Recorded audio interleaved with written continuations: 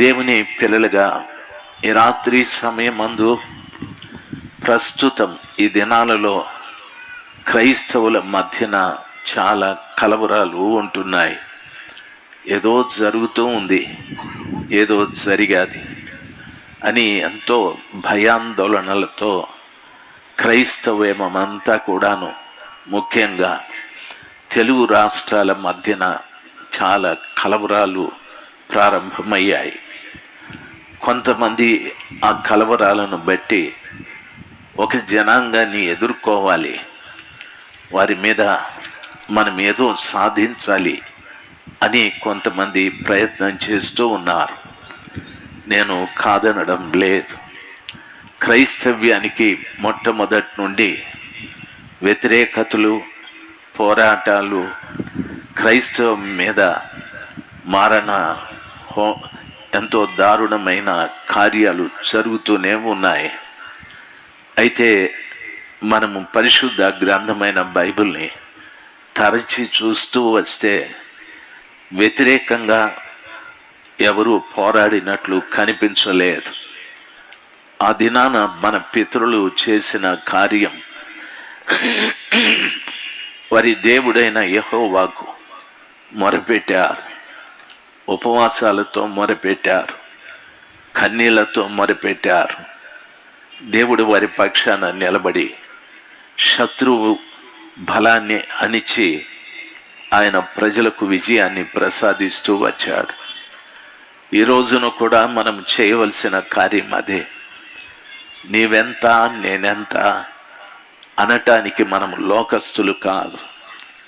దేవుడు మనల్ని లోకంలో నుండి ప్రత్యేకించాడు అనే విషయాన్ని మర్చిపోకూడదు. బైబిల్ సెలవిస్తుంది, మీరు ప్రత్యేకింపబడిన వంశం, రాజులైన యాజక సమూహము అని వాక్యం సెలవిస్తుంది. క్రైస్తవ్యం అంటే లోకము నుండి, పాపము నుండి ప్రత్యేకింపబడిన జనం. మనలో లోకం కనిపించకూడదు, మనలో పాపం కనిపించకూడదు, మనలో ఏ దౌర్జన్యాలు, ఏ అల్లరులు, ఏ విధమైన అరాచకాలు మనలో కనిపించకూడదు. మన మాటలో కానీ, మన క్రియల్లో కానీ. మనలో ఎవరు కనిపించాలి అని అంటే, నాలో క్రీస్తు కనిపించాలి, నీలో క్రీస్తు కనిపించాలి. నేను 10 రోజులు ఈ పట్టణంలో కూడికలు పెట్టి వాక్యం చెప్తే ఎందరూ మారుతారో మారురో నాకు తెలియదు, కానీ పౌలు గారు చెప్పారు, మీరు లోకంలో జీవము కలిగిన పత్రికలై ఉండాలి అని చెప్పాడు. ప్రాణమున్న పత్రికలు మీరు. మిమ్మల్ని చూసి లోకం చదువుకోవాలి, మీలో యేసు ప్రభుల వారిని చూడాలి, యేసు ప్రభుల వారిని చదవాలి. పౌలు గారు ఆ శ్రేష్టమైన మాట చెప్పాడు. 10 రోజులు ఈ పట్టణంలో నేను ప్రసంగం చేసి నేను ప్రక్కకెళ్ళి, రండి మన వివాదం తీర్చుకుందాం పోగమండి అంటే దాని మూలాన ప్రభువు నామానికి అవమానమే. ప్రభువు నామము ఘనపరచబడాలంటే ఈ పట్టణంలో ఉన్న ప్రతి క్రైస్తవుడు, క్రైస్తవురాలు, ఈ ఆంధ్ర రాష్ట్రం, తెలంగాణ రాష్ట్రంలో ఉన్న ప్రతి క్రైస్తవుడు, క్రైస్తవురాలు యేసు ప్రభుల వారిని నిన్ను చూసి చదువుకునేటట్టుగా నీవు జీవము గల పత్రిక వైపోవాలి. దేవుని వాక్యం సెలవిస్తుంది. ఆయన చెప్పిన మాట, ఎవడైనా మిమ్మల్ని కుడి చెంప మీద కొడితే ఎడమ చెంప కూడా చూపెట్టండి.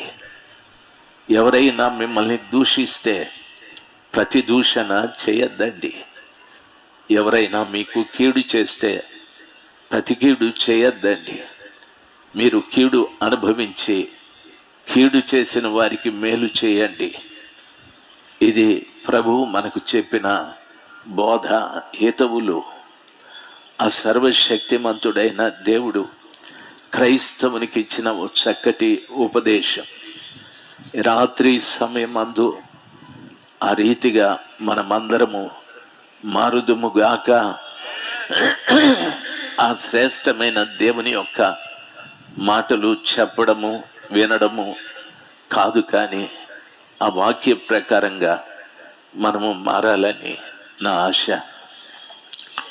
నేను ఎంతసేపు నిలబడగలను ఆ కొద్దిసేపు సర్వశక్తిమంతుడైన దేవుడు రాత్రి నాకు తెలియపరిచిన ఆలోచనలు మీతో చెప్పటానికి ప్రభు సహాయం చేయని. ప్రతి వారు కూడా జాగ్రత్తగా ప్రతి మాట నా కోసమే ప్రభు మాట్లాడుతున్నాడు అని మంచి మనసుతో మీరు స్వీకరించాలని ప్రభు నామాన మీకు మనవి చేస్తూ ఉన్నా. నా హృదయంలో నిజంగా ఎంతో దుఃఖం ఉంది. ఎందుకంటే ఈ పట్టణంలో ఈ 3 రోజులు కూడికల్లో అనంతరం ఏ ఒక్కరైనా ఆయన బోధకు తగినట్టుగా జీవించేవారు మారుతారా అని ఆశ.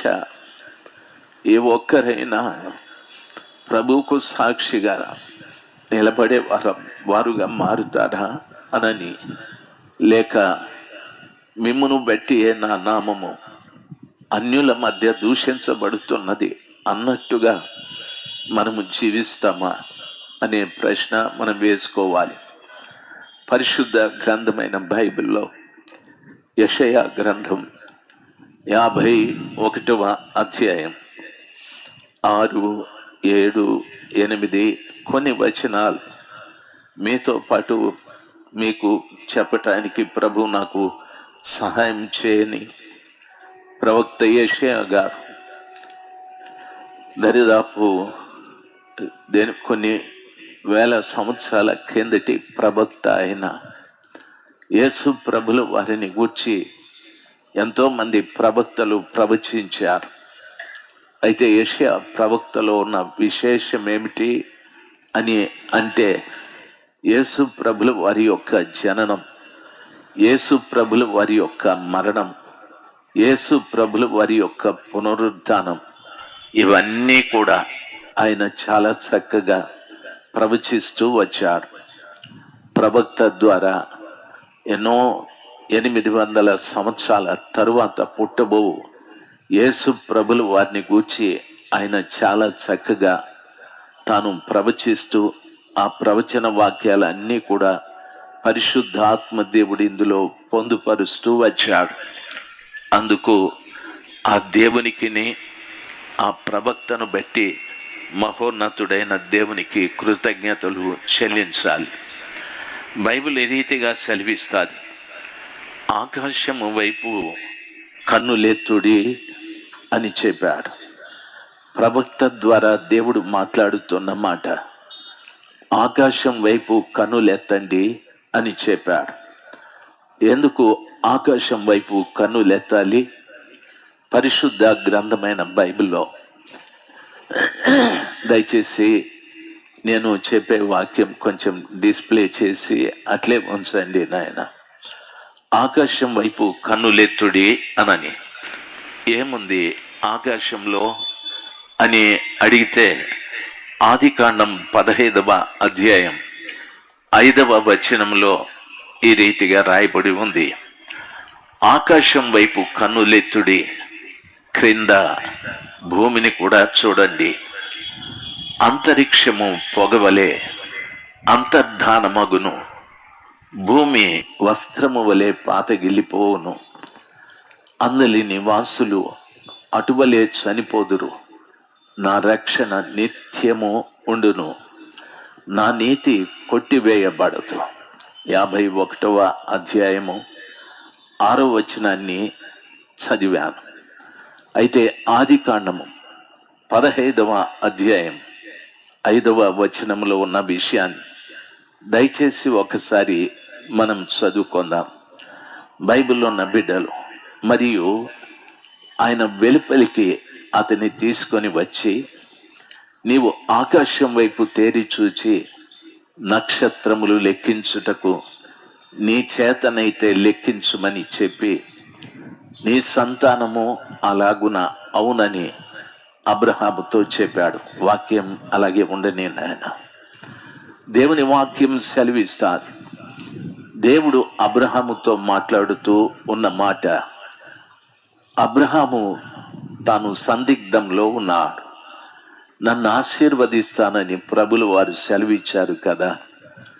నేను వయోవృద్ధుడైపోతూ ఉన్నాను. నా భార్య కూడా వృద్ధురాలైపోతూ ఉంది. ఆమె శరీరంలో జవసత్వములు ఉడిగిపోతూ ఉన్నాయి. ఇక మాకు సంతానం కలగదని. అయితే ప్రభులు వారు అబ్రహామును బయటికి తీసుకొచ్చి ఆకాశం వైపు చూడమని చెప్పాడు. ఆకాశం వైపు చూపి నీ సంతానము ఎలాగవుతుందో తెలుసా? ఆకాశంలో ఉన్న నక్షత్రాల వలె అవుతాయి. నువ్వు లెక్క పెట్టగలవా ఆకాశంలో నక్షత్రాలను? క్రైస్తవులు ఆలోచించవలసిన విషయం, క్రైస్తవ్యం సమసిపోయే జాతి కాదు. క్రైస్తవ్యం నశించిపోయే జాతి కాదు. క్రైస్తవ్యం ఎవరో ఏదో చేస్తే వారు పూర్తిగా కృషించిపోయేటటువంటి జాతి కాదు. ఈ రోజున లైవ్లో వాక్యం వింటున్నటువంటి వారికి, రాత్రి స్థలంలో కూర్చున్న బిడలకు నా చిన్న మనవి, నా దేవుడైన యెహోవా అబ్రహామును పిలిచి ఆకాశం వైపు చూడు, అక్కడున్న నక్షత్రములు నువ్వు లెక్కించగలిగితే చాలా మంచిది, లెక్కించు. ఆ రీతిగా నీ సంతానాన్ని నేను అభివృద్ధి చేస్తాను అని చెప్పాడు. మనలో ఒక్కడు క్రీస్తు కొరకు చనిపోతే ప్రభువు ఆకాశ నక్షత్రాల వలె ఆయన అభివృద్ధి చేయటానికి సిద్ధంగా ఉన్నాడు. మనం కలవరపడాల్సిన పని లేదు, భయపడాల్సిన పని లేదు.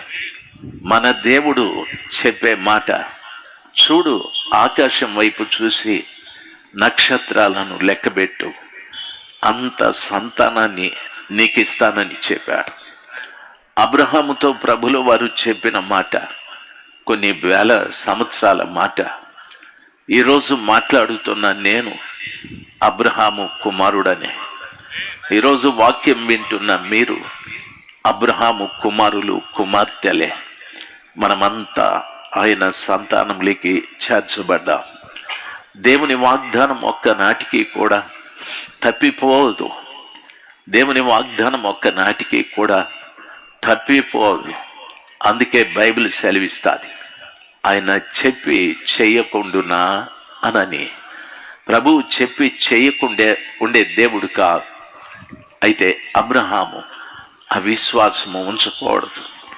ప్రభువు చెప్పిన మాట మీద విశ్వాసం ఉంచినట్టుగా ప్రస్తుతం క్రైస్తవులు ప్రభువు మాట మీద విశ్వాసం ఉంచి ఆయన వైపు చూస్తే రాబోయే రోజుల్లో ప్రభువు కొరకు నిలబడేవారు, ప్రభువు కొరకు మరణించేవారు ఆకాశంలో నక్షత్రాల వలె దేవుడు లేపబోతూ ఉన్నాడు. క్రైస్తవ్యం కలవరపడాల్సిన పని లేదు. నేనేదో సాధించాలి అని మీ ముందు నిలబడి మిమ్మల్ని నేను రెచ్చగొట్టాల్సిన పని లేదు. నేను ఈ కార్యమును సాధించగలను అని ప్రభువు చేయవలసినటువంటి ఆ పనికి అడ్డుగా నేను నిలబడకూడదు. అందుకని ప్రభు చెప్తాడు, ఆకాశాన్ని చూడండి, మీరు లెక్కించలేనన్ని నక్షత్రాలు, సాధ్యం కాని కార్యం అది. ఎంతవరకు ఎంతోమంది శాస్త్రజ్ఞులు ఉన్నారు, ఖగోళ శాస్త్రజ్ఞులు ఉన్నారు.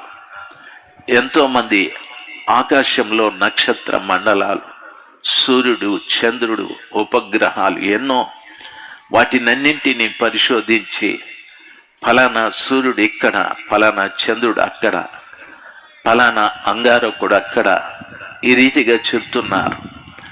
వాటిలో ఇవి ఉన్నాయి, అవి ఉన్నాయి అంటున్నారు. ఏ ఒక్కడు కూడా భూమి పుట్టినప్పటి నుండి ఇంతవరకు నక్షత్రముల సంఖ్య చెప్పినవాడు లేనే లేడు. క్రైస్తవ్యమా?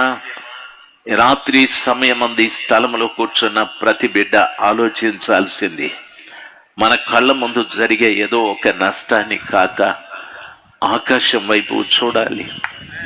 ఆకాశం వైపు చూసి, ప్రభువా, నీ కొరకు హతసాక్షులు కావలసిన సంఖ్య ఆకాశంలో నక్షత్రాల కంటే ఎక్కువగా మీరు సిద్ధపరుస్తూ ఉన్నారు, ఎక్కువగా మీరు బలపరుస్తున్నారు.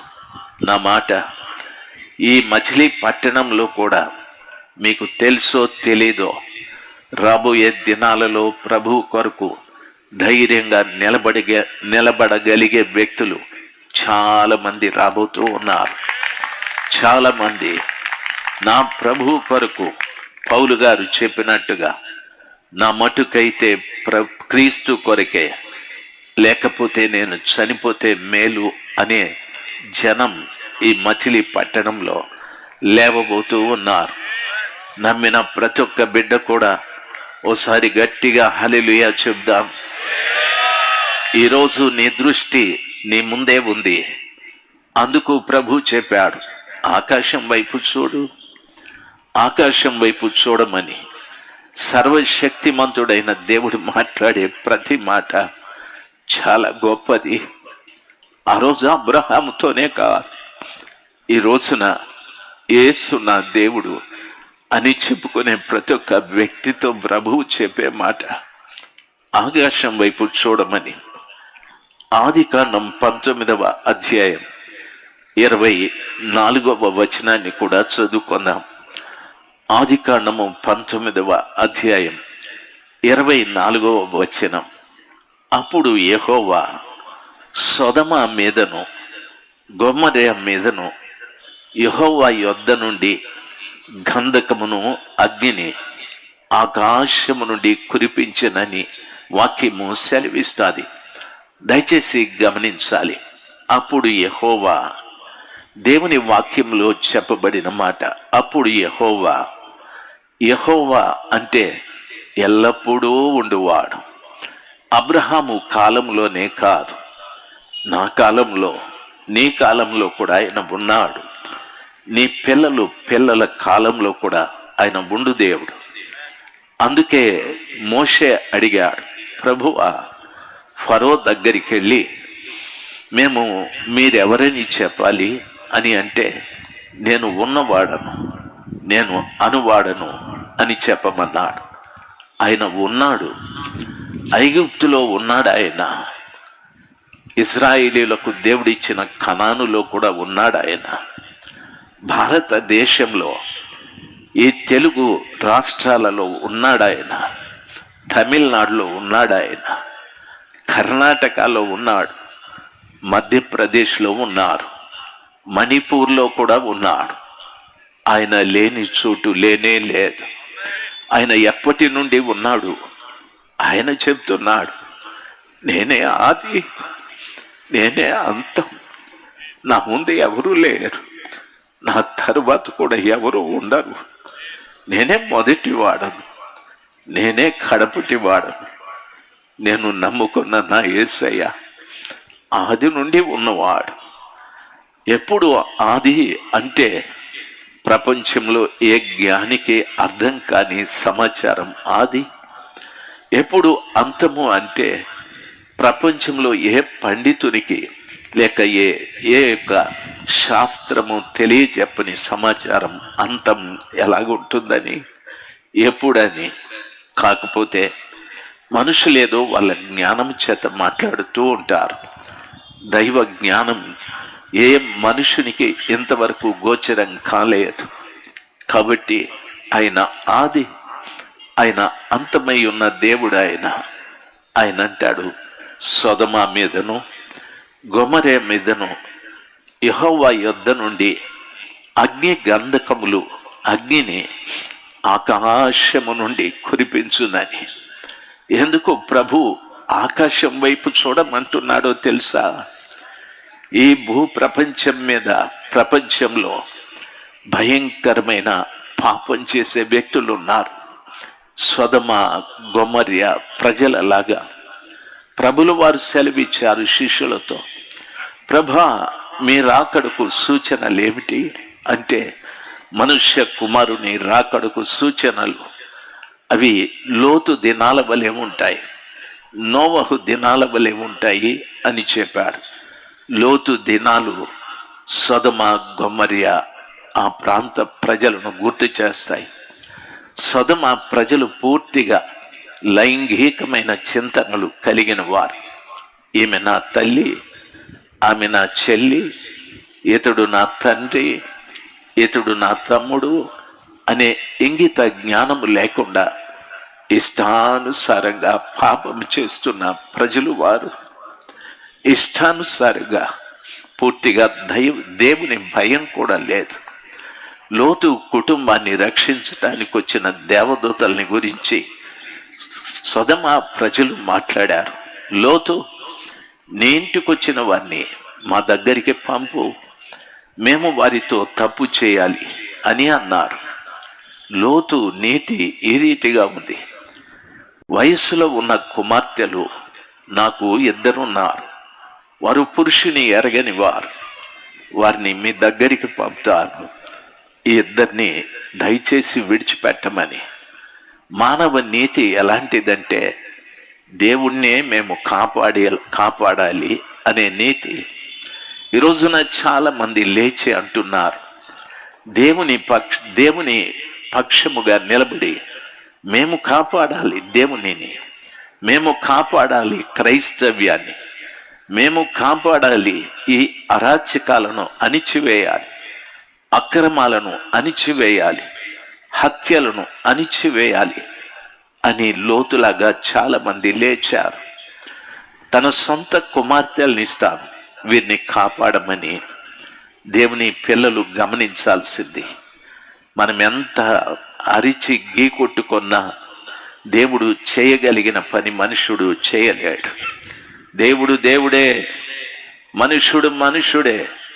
ఎక్కడో ఒక దగ్గర మనిషి భయపడవలసి ఉంటుంది, ఎక్కడో ఒక దగ్గర మనిషి తన నీతిని వదిలిపెట్టవలసి ఉంటుంది, ఎక్కడో ఒక దగ్గర మనిషి తాను తీసుకున్న తీర్మానము నుండి ప్రక్కకు రావలసి వస్తుంది. అయితే నా దేవుడు అలాంటి వాడు కాదు. ఆయన చెప్పి చెయ్యకుండా అని వాక్యం సెలవిస్తుంది. కాబట్టి ఈ రోజున సొదొమ గొమొర్రా ప్రజల మీదికి యెహోవా ఆకాశము నుండి అగ్ని కురిపించి ఆ పట్టణాలను నేల బుగ్గిగా మార్చి పడేశాడు. ఆకాశం వైపు ఎందుకు చూడమంటున్నాడో తెలుసా?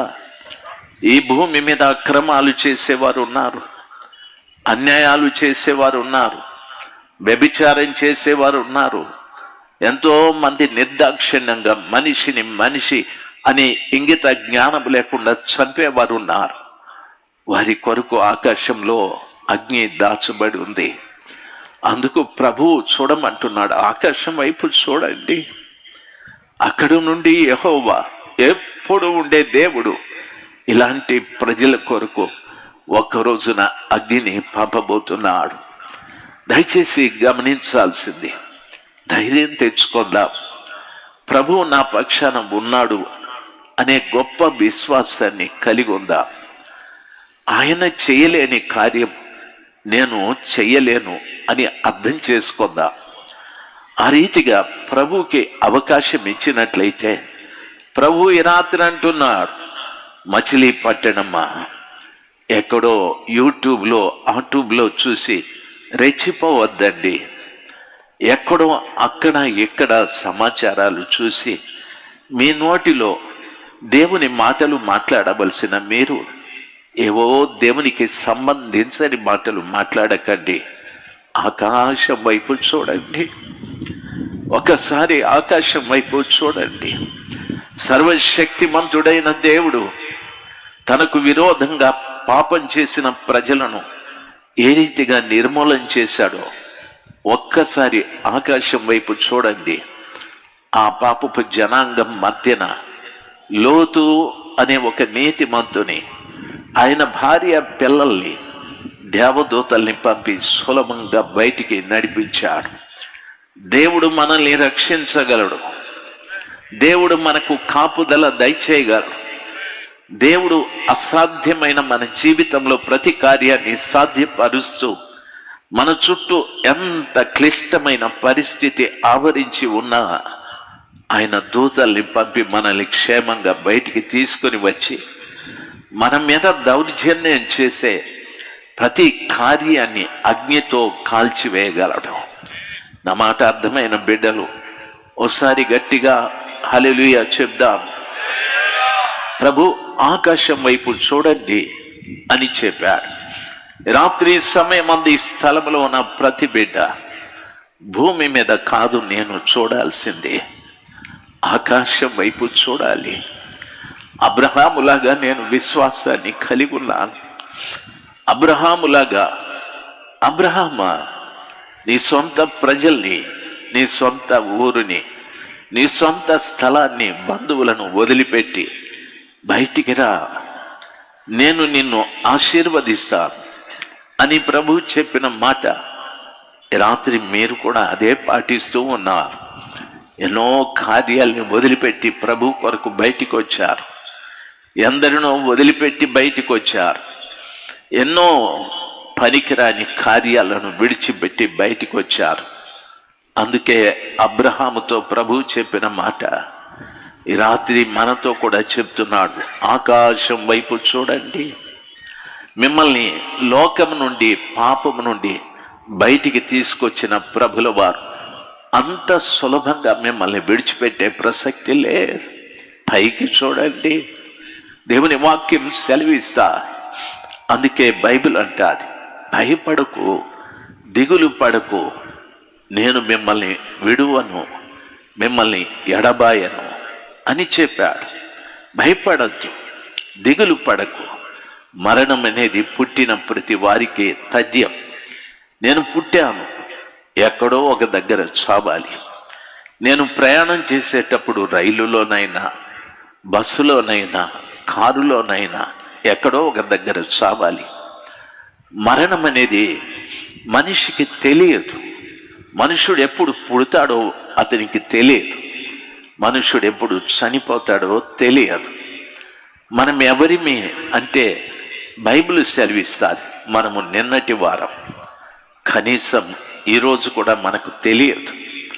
మరో క్షణంలో నా జీవితంలో ఏం జరుగుతుందో తెలియని వ్యక్తిని నేను ఒక అజ్ఞానమైన జీవితాన్ని జీవిస్తూ ఉన్నాను.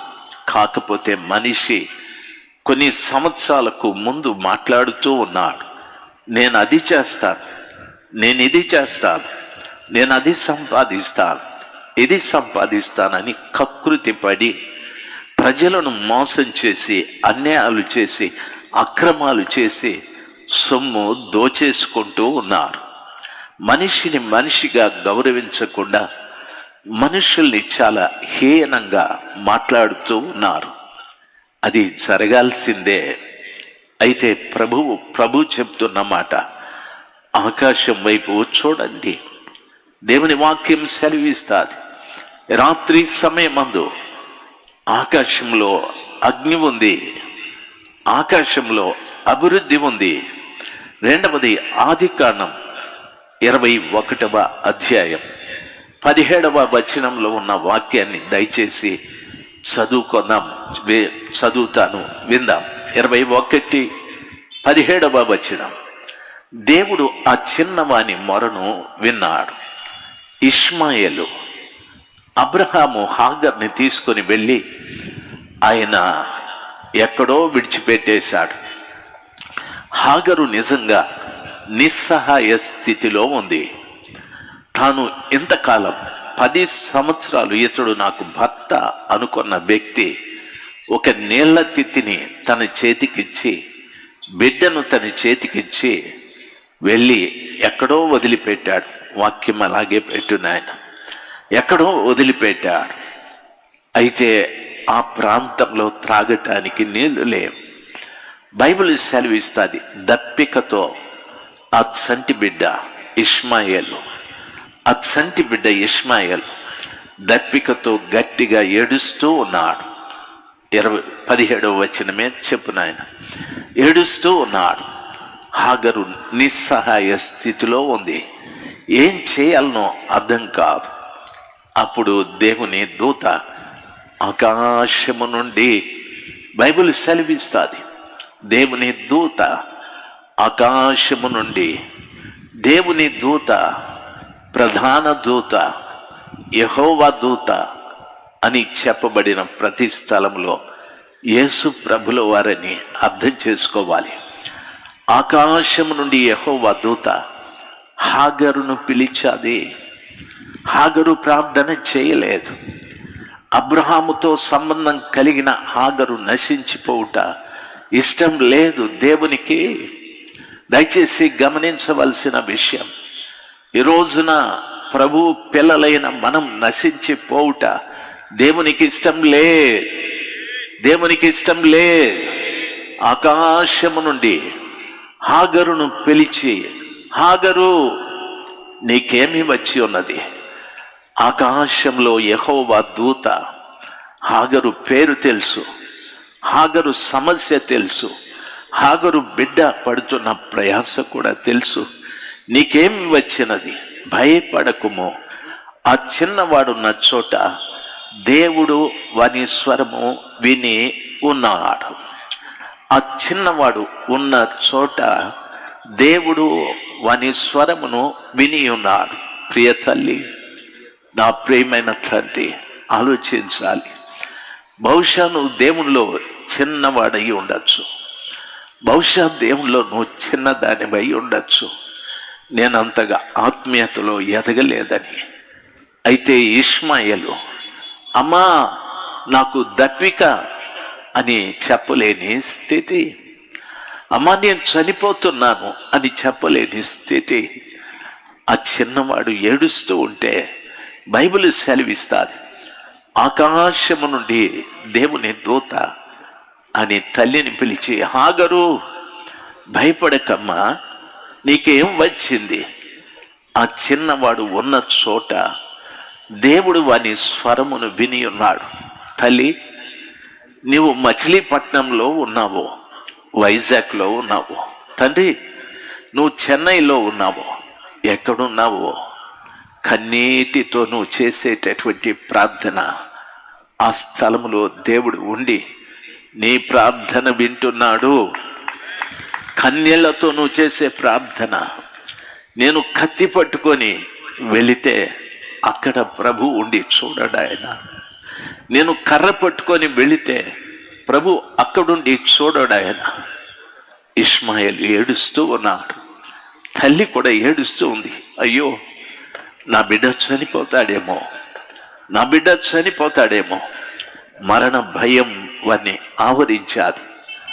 అమాయకంగా ఆ బిడ్డ ఏడుస్తున్న ఆ స్థలంలో ప్రభు ఉన్నాడని వాక్యం సెలవిస్తుంది. రాత్రి సమయమందు క్రైస్తవ జనాంగమా, ఆకాశం వైపు చూడండి. దేవునికి నీ పేరు తెలుసు, దేవునికి నీ సమస్య తెలుసు. నిన్ను చనిపోనివ్వడు. ఇష్మాయేలు నిన్ను చనిపోనివ్వడు. హాగరు మోకరించి ప్రార్థించలేదు. హాగరు హృదయంలో వ్యాకులత ఉంది. అబ్రహాముతో 10 సంవత్సరాలు నేను కాపురం చేసి విడవబడ్డానే, నా యజమానురాలు నా మీద కఠినత్వంగా వ్యవహరించాలి, నిర్దాక్షిణ్యంగా నన్ను పంపేశారు. చాలా మంది చెప్పొచ్చు, ఈ రోజున ఈ దేశం మీది కాదు, ఈ రాష్ట్రం మీది కాదు, ఈ దేశంలో మీరు పరవాసులు, మీరు వలసదారులు అని మాట్లాడచ్చు. అయితే ఆకాశం చూస్తూ ఉంది, ఆకాశంలో ఉన్న దూత చూస్తూ ఉంది. హాగరు, నీకేమొచ్చేదమ్మా, ఎందుకు ఆ రీతిగా నిలబడ్డావని చెప్పి అక్కడ నీటి బుగ్గను ఉబక చేసేది. తెలీదు, నీటి బుగ్గను ఉబక చేసి వెళ్ళు, బిడక నీటిని తాపించమని చెప్పాది. చావు బ్రతుకుల మధ్యన కొట్టుమిట్టాడుతున్నటువంటి తల్లి బిడ్డలతో ప్రభు దూత, యెహోవా దూత, యెహోవా దూత. ఆమె ప్రార్థించలేదు. అయితే చావు బ్రతుకుల మధ్యన కొట్టుమిట్టాడుతూ తన నిస్సహాయ స్థితిని చూసి బిడ్డ చావును చూడలేక చేతి రాతి బేతంత దూరం వెళ్ళి ఏడుస్తూ ఉంది. నా బిడ్డ చావును నేను చూడలేని. సంఘమా, దేవుని పాదాల చెంత కన్నీరు కాల్చండి. సంఘమా, దేవుని పాదాలను పట్టుకొని కన్నీరు కాల్చండి. ఆకాశములో యెహోవా దూత నిన్ను చూస్తూ ఉన్నాడు. ఆకాశము నుండి యెహోవా దూత నిన్ను చూసి అంటాడు, నీకేం వచ్చింది? ఎందుకలాగా భయపడుతున్నావు? నేనున్నానని చెప్పి వారి మరణానికి కారణమైన దాన్ని విరుగుడు చేసి నీటి బొగ్గను ఉబక చేశాడు నా తండ్రి. దయచేసి గమనించాలి. అంతేనా అంటున్నాడు. నీ కొడుకు రాజు అవుతాడు. అతని గర్భంలో నుండి రాజులు కూడా పుడతారని ప్రభులు వారు సెలవిచ్చారు. ఎడారిలో నిస్సహాయ స్థితిలో సావు బ్రతుకుల మధ్యన కొట్టుమెట్టాడుతూ అబ్రహాము ఎంతో మందికి ఈ తల్లి పరిచయం, ఎంతో మంది ఈ తల్లికి పరిచర్య చేశారు. అబ్రహాము భార్య అని చెప్పారు, అబ్రహాము కుమారుడని చెప్పారు. అయితే ఇప్పుడు ఎవరు లేరు అక్కడ. క్రైస్తవ సంఘమా, మనకి ఎవరూ లేరు భూమి మీద. మనకి ఎవరూ లేరు.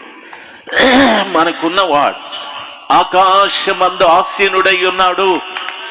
అందుకని చెప్తున్నాడు, ఆకాశం వైపు చూడు. నిస్సహాయ స్థితిలో ఉన్న హాగరు కుమారుడితో ఆకాశం నుండి యెహోవా దూత చెప్పిన మాట, నీ కొడుకును రాజును చేస్తాను, వాని గర్భాన రాజులు పుడతారని. ఈ స్థలంలో ఉన్న ప్రతి బిడ్డ ఆలోచించాల్సింది, మీ గర్భాన రాజులు పుడతారు, మీ గర్భాన పరిపాలకులు పుడతారు, మీ గర్భాన ప్రవక్తలు పుడతారు, మీ గర్భాన దేశాన్ని శాసించే అధికారులు లేచుదురు గాక. భయపడకండి. నిస్సహాయ స్థితిలో అబ్రహాముతో 10 సంవత్సరాలు కలిసిమెలిసి ఉన్న ఆ తల్లి విషయంలో పరలోకము అంతగా శ్రద్ధ తీసుకుంటే, ఎన్నో సంవత్సరాల నుండి యేసు ప్రభుతో సంబంధం కలిగి ఉన్న మనల్ని విడిచిపెడతాడా? ఆయన మనల్ని విడిచిపెడతాడా?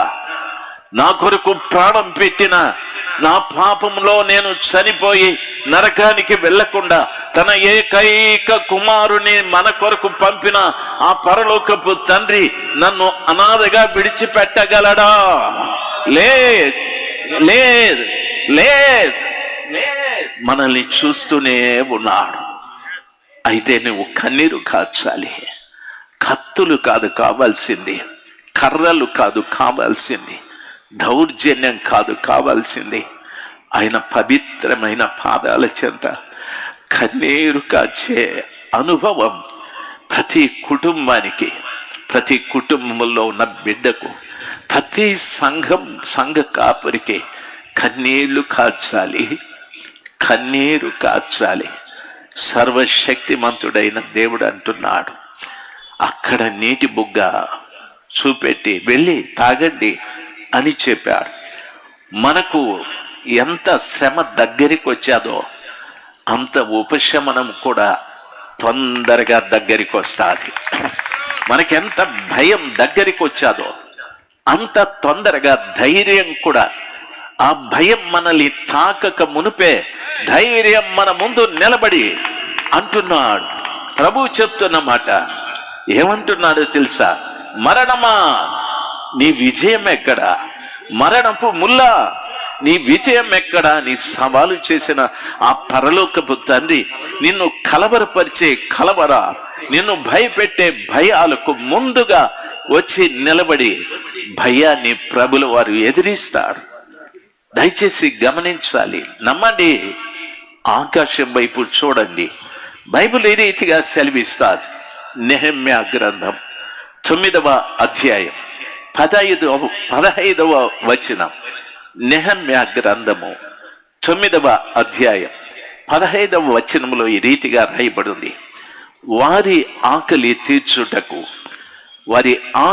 తీర్చుటకు ఆకాశము నుండి ఆహారమును వారి దాహము తీర్చుటకు బండలో నుండి ఉదకమును తెప్పించి తిని. ఈ వాక్యాన్ని అలాగే ఉంచు నాయన. వారికి ప్రమాణము చేసిన దేశమును స్వాధీనపరచుకొనవలెనని వారికి ఆజ్ఞాపించి తిని. ఈరోజు దేవుడు మనకిచ్చిన ఆజ్ఞ, ఆయన మనకి ఇస్తానని, ప్రమాణం చేసి ఇస్తానని చెప్పిన దేశమును స్వాధీనపరచుకోమని ఆజ్ఞ ఇచ్చాడు. ఈరోజు దేవుడు మనకిచ్చిన ఆజ్ఞ, నేను మీకు పరలోకం ఇస్తాను, నేను మీకు పరలోకం ఇస్తానని ప్రభుల వారు నాకు ఆజ్ఞ ఇచ్చాడు. నేను చూడాల్సింది ఆజ్ఞ వైపు. నా కోసం ప్రమాణము చేసిన ఆ ఆజ్ఞ కొరకు నేనెప్పుడు పరలోకానికి వెళ్ళాలి అనే ఆశ కలిగి ఉండాలి. ఆయన ఎవరో తెలుసా? నా ఆకలి తీర్చటానికి ఆకాశము నుండి ఆహారాన్ని కురిపించాడు. మనము చెప్తూ ఉంటాం, మన పితరులు 40 సంవత్సరాలు పరలోకంలో దేవదూతలు భుజించే ఆ మన్నాని భుజించారని చెప్తూ ఉంటాం. దయచేసి గమనించాలి, పరలోకంలో భూమి ఉందా? పరలోకంలో వ్యవసాయం ఉందా? పరలోకంలో విత్తనాలు ఉన్నాయా? పరలోకంలో సేద్యపరుచువాడు ఉన్నాడా? పరలోకంలో ఫలసాయం ఉందా? లేదే.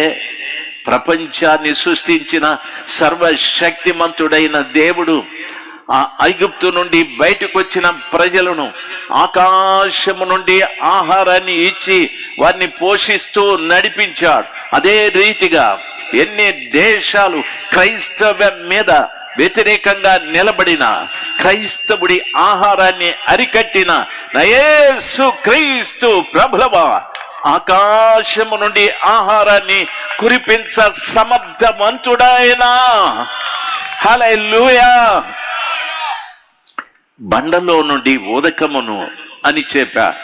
ఉదకం అంటే క్లిస్టర్ వాటర్, అంటే శుభ్రమైన నీళ్లు.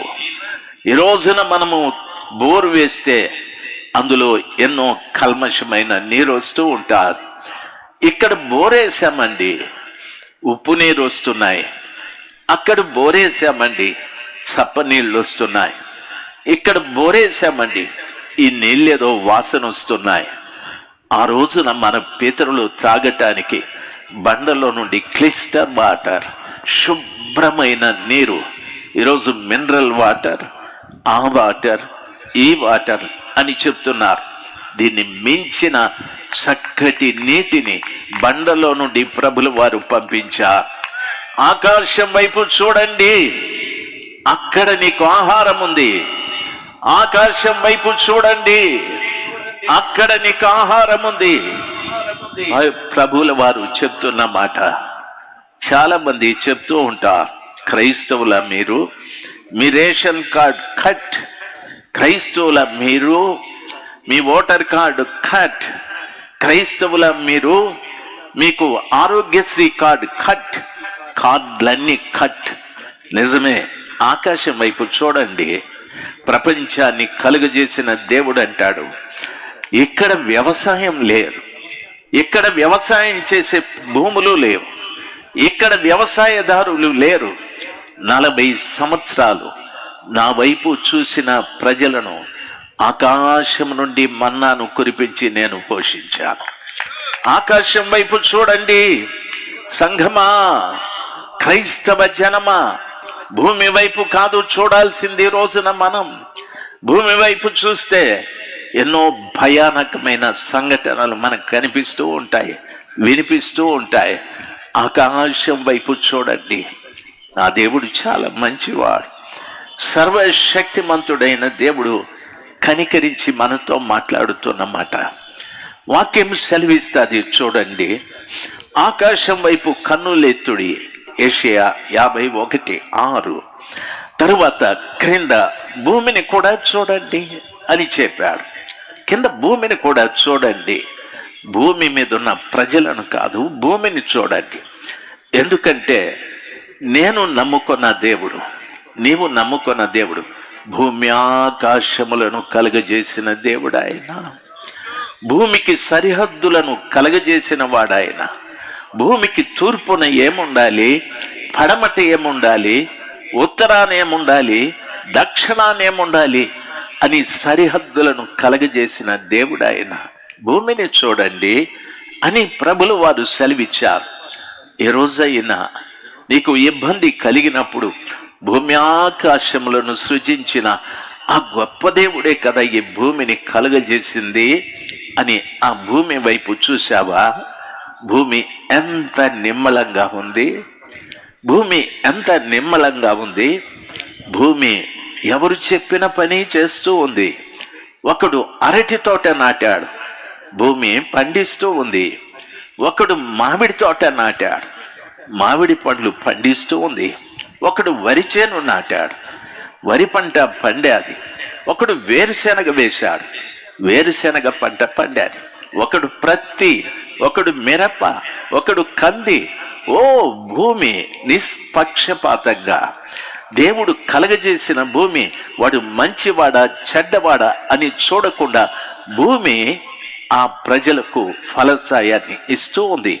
అందుకంటున్నాడు ప్రభుల వారు, భూమిని చూడండి. భూమి ఎంత చక్కగా ప్రతి వాని కష్టము వ్యర్థం కాకుండా వాని కష్టానికి తగిన ఫలితాన్ని ఇస్తుందో భూమిని చూడండి. ఎందుకు చూడాలి ప్రభువా? మేము భూమి ఆకాశములను సృజించిన వాడను నేనే. ఆ భూమి వీడు వేసిన పంటని నేను పండించాను, వాడు వేసిన పంటని పండించాను. త్రాగుబోతులు వ్యవసాయం చేస్తున్నారు, నరహంతకులు వ్యవసాయం చేస్తున్నారు, అక్రమదారులు చక్కటి భవనాలు కడుతున్నారు, అనేక అరాచకాలు చేస్తున్నటువంటి వారు ఎన్నో కార్యాలు చేస్తున్నారు ఈ భూమి మీద. భూమి నిస్వార్థంగా ప్రతి వానికి సహాయము చేస్తూనే ఉంది. హల్లెలూయా. నా మాటలు అర్థమైతే, నా దేవుడు ఎంత గొప్పవాడని మీకు తెలిస్తే ఓసారి గట్టిగా ఆయన నామం మహిమపరచబడు రీతిగా గట్టిగా చప్పట్లు కొడదాం. హల్లెలూయా, గట్టిగా హల్లెలూయా. వాక్యం సెలవిస్తుంది, భూమిని చూడండి. దేవుని వాక్యంలో చెప్పబడిన మాట ఇక్కడ మనం చాలా మంది ఉన్నాం. ప్రతి వారి మనస్తత్వాలు వేరు వేరు, మనుషుల మనస్తత్వాలు వేరు వేరు. అయితే ఈ భూమి మీద నీవు నడవటానికి భూమి ఎప్పుడు నిన్ను అభ్యంతరం చెప్పలేదు. ఒకడు హత్య చేసి వచ్చి ఇక్కడ కూర్చున్నాడు, ఏయ్ రావద్దు అనలేదు. ఒకడు వ్యభిచారం చేసి వచ్చి కూర్చున్నాడు, ఏయ్ రావద్దు అనలేదు. అందుకు ప్రభు అంటాడు, భూమిని చూడండి ఎంత నిమ్మలంగా ఉందో, భూమిని చూడండి అది ఎంత జాగ్రత్తగా దానిలో పనిచేసిన వానికి ప్రతిఫలం ఇస్తుందో. ఈ భూమిని కలుగజేసిన వాడు ఎవరో తెలుసా? నేనే. ఎవరు నేను తెలుసా? ఆది అంతమై ఉన్న దేవుడను నేనే. ఎవరో తెలుసా? అన్ని నామముల కంటే ఉన్నతమైన నామమైన నేనే. నా పేరు యేసు, నా పేరు యేసు, నా పేరు యేసు. హల్లెలూయా. దైవ జనాంగమా, సర్వశక్తిమంతుడైన దేవుడు అంటున్నాడు, భూమిని చూడండి. సంఖ్యాకాండం 16వ అధ్యాయం 32వ వచనం.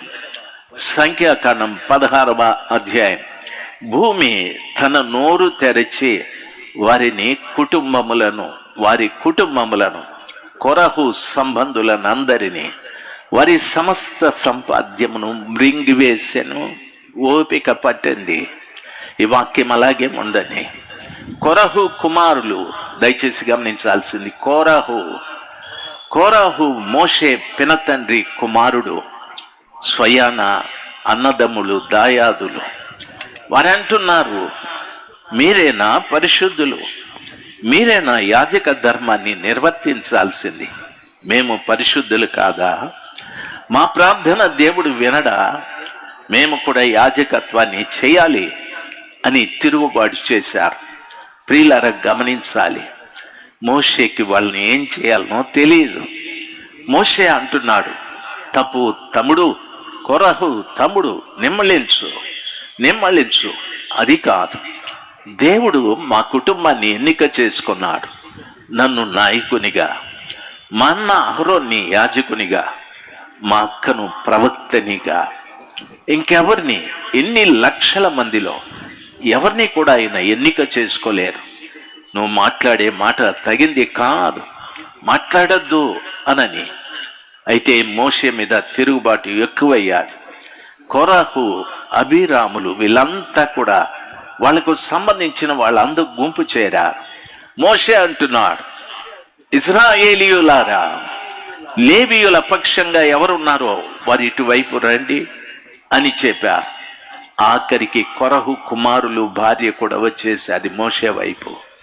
కొరహు నిలబడిపోయాడు. ఆ స్థలములో భూమి నెరవిడిచి కొరహు, దాతాను, అబీరాములు వారి ఆస్తులు, వారి ఇండ్లు అలాగ మింగేశాది. భూమిని చూడండి, తిరుగుబాటుదారుల్ని మింగేసే శక్తి భూమికి ఉంది.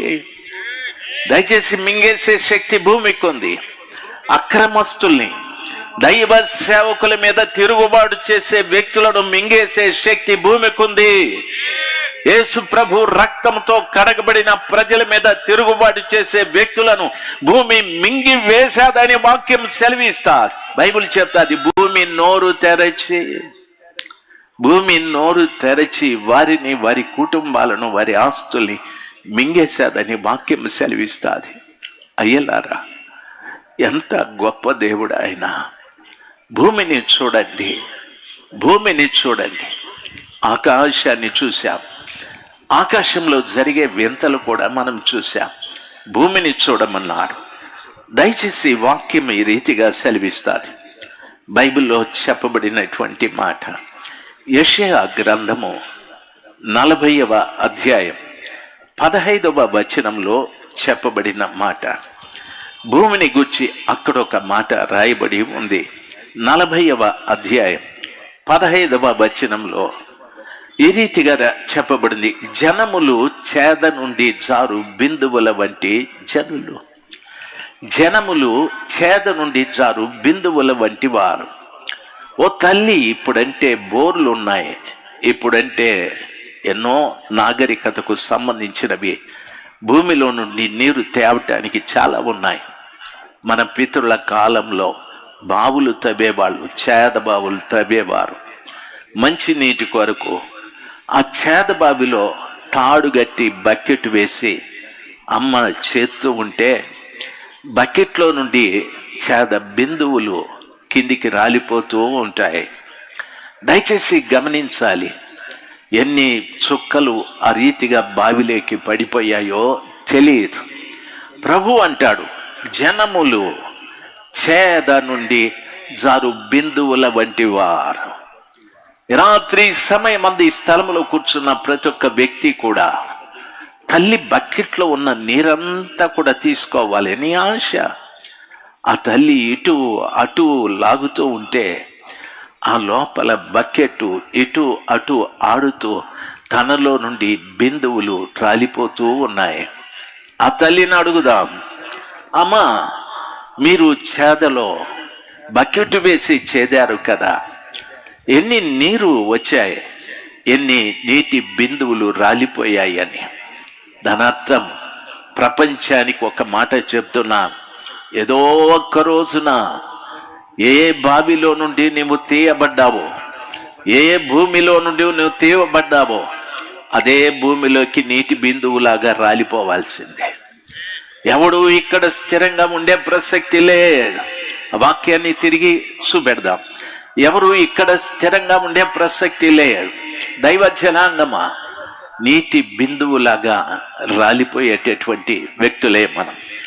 తరువాత జనులు త్రాసు మీద ధూళి వంటి వారు అని చెప్పాడు. జనులు ఎలాంటి వారంటే త్రాసు మీద ధూళి లాంటి వారు. త్రాసులో ఒక ప్రక్కన తూనిక రాయి ఉంటుంది, మరొక ప్రక్కన పదార్థం ఉంటుంది. కానీ తూనిక రాయి ప్రక్కన, పదార్థం ప్రక్కన ధూళి ఉంటుంది. ధూళిని ఎవడు కొలవడు కదా. ధూళిని ఆ కొలిచేటటువంటి వ్యక్తి అయ్యో ఈ త్రాసులో ధూళింది తుడుస్తాను అనడు కదా. అనగా త్రాసులో ఉన్న ధూళి లాంటి వారం. కొలిచే వాడికి ధూళి తెలియదు, కొనుక్కునే వాడికి ధూళి తెలియదు. నరులారా, మనుషులారా, ఈ భూమి మీద నువ్వు ఎంతటి వాడవైనా, ఎంత పేరు ప్రఖ్యాతులు సంపాదించుకున్నా, నీవు రాజువైనా, రాజువైనా, లేకపోతే ప్రభువులైనా, పరిపాలకులైనా, శాస్త్రులైనా, యోగులైనా, పొంగవులైనా, ఎవరైనా త్రాసులోని ధూళి లాంటి వారు. ఓ చిన్న గాలి వీస్తే ధూళి ఎగిరిపోయినట్టుగా మానవ జాతి ఎగిరిపోవాల్సిందే. భయపడకండి. ప్రభులు వారు చెప్తున్న మాట, చేదలో నుండి నీరు తోడేటప్పుడు అందులో నుండి నీటి బిందువులు క్రిందికి రాలినట్టుగా రాలిపోతారు. ఎన్ని బిందువులు రాలాయో చేదే తల్లికి తెలియదు, ఆ లోపటున్న బావికి తెలియదు. త్రాసు మీదున్న ఆ ధూళి కూడా తూచే ఆ వ్యక్తికి తెలియదు, కొనుక్కునే వ్యక్తికి తెలియదు అంటున్నారు. ఆ రీతిగా చెప్పి, ద్వీపములు గాలికి ఎగురు సూక్ష్మ రేణువుల వలె ఉన్నాయి. ద్వీపములు గాలికి ఎగిరే సూక్ష్మ రేణువులు. మన ఇంట్లోకి ఒక సూర్య కిరణం పడుతుంది, చిన్నగా నీ దగ్గరున్న చేతి టవల్ని అట్లా దులుపు చాలు, సూక్ష్మ కణాలు ఆ సూర్య కిరణాలు పడుతున్నటువంటి దగ్గర ఎన్నో గిలగిల తిరుగుతూ ఉంటాయి. ప్రపంచంలో ఎన్నో ద్వీపములు, ద్వీప కల్పాలు ఉన్నాయి. అయితే ప్రభు అంటున్నారు, ఇవన్నీ గాలికి ఎగురు సూక్ష్మ రేణువులు అంటున్నారు. భారతదేశం గొప్పది, భారతదేశ జనాభా గొప్పది, భారతదేశంలో మిలిటరీ చాలా పటుత్వం కలిగింది.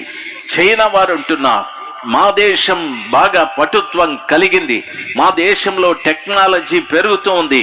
జర్మనీ లేదు, జపాన్ లేదు, మా దేశంలో నాగరికత పెరుగుతూ ఉంది.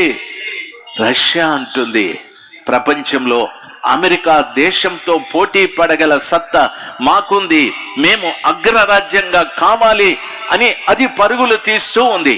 అమెరికా అంటుంది, మా దేశం చాలా అగ్రరాజ్యం, మేమే ప్రపంచాన్ని శాసించాలి.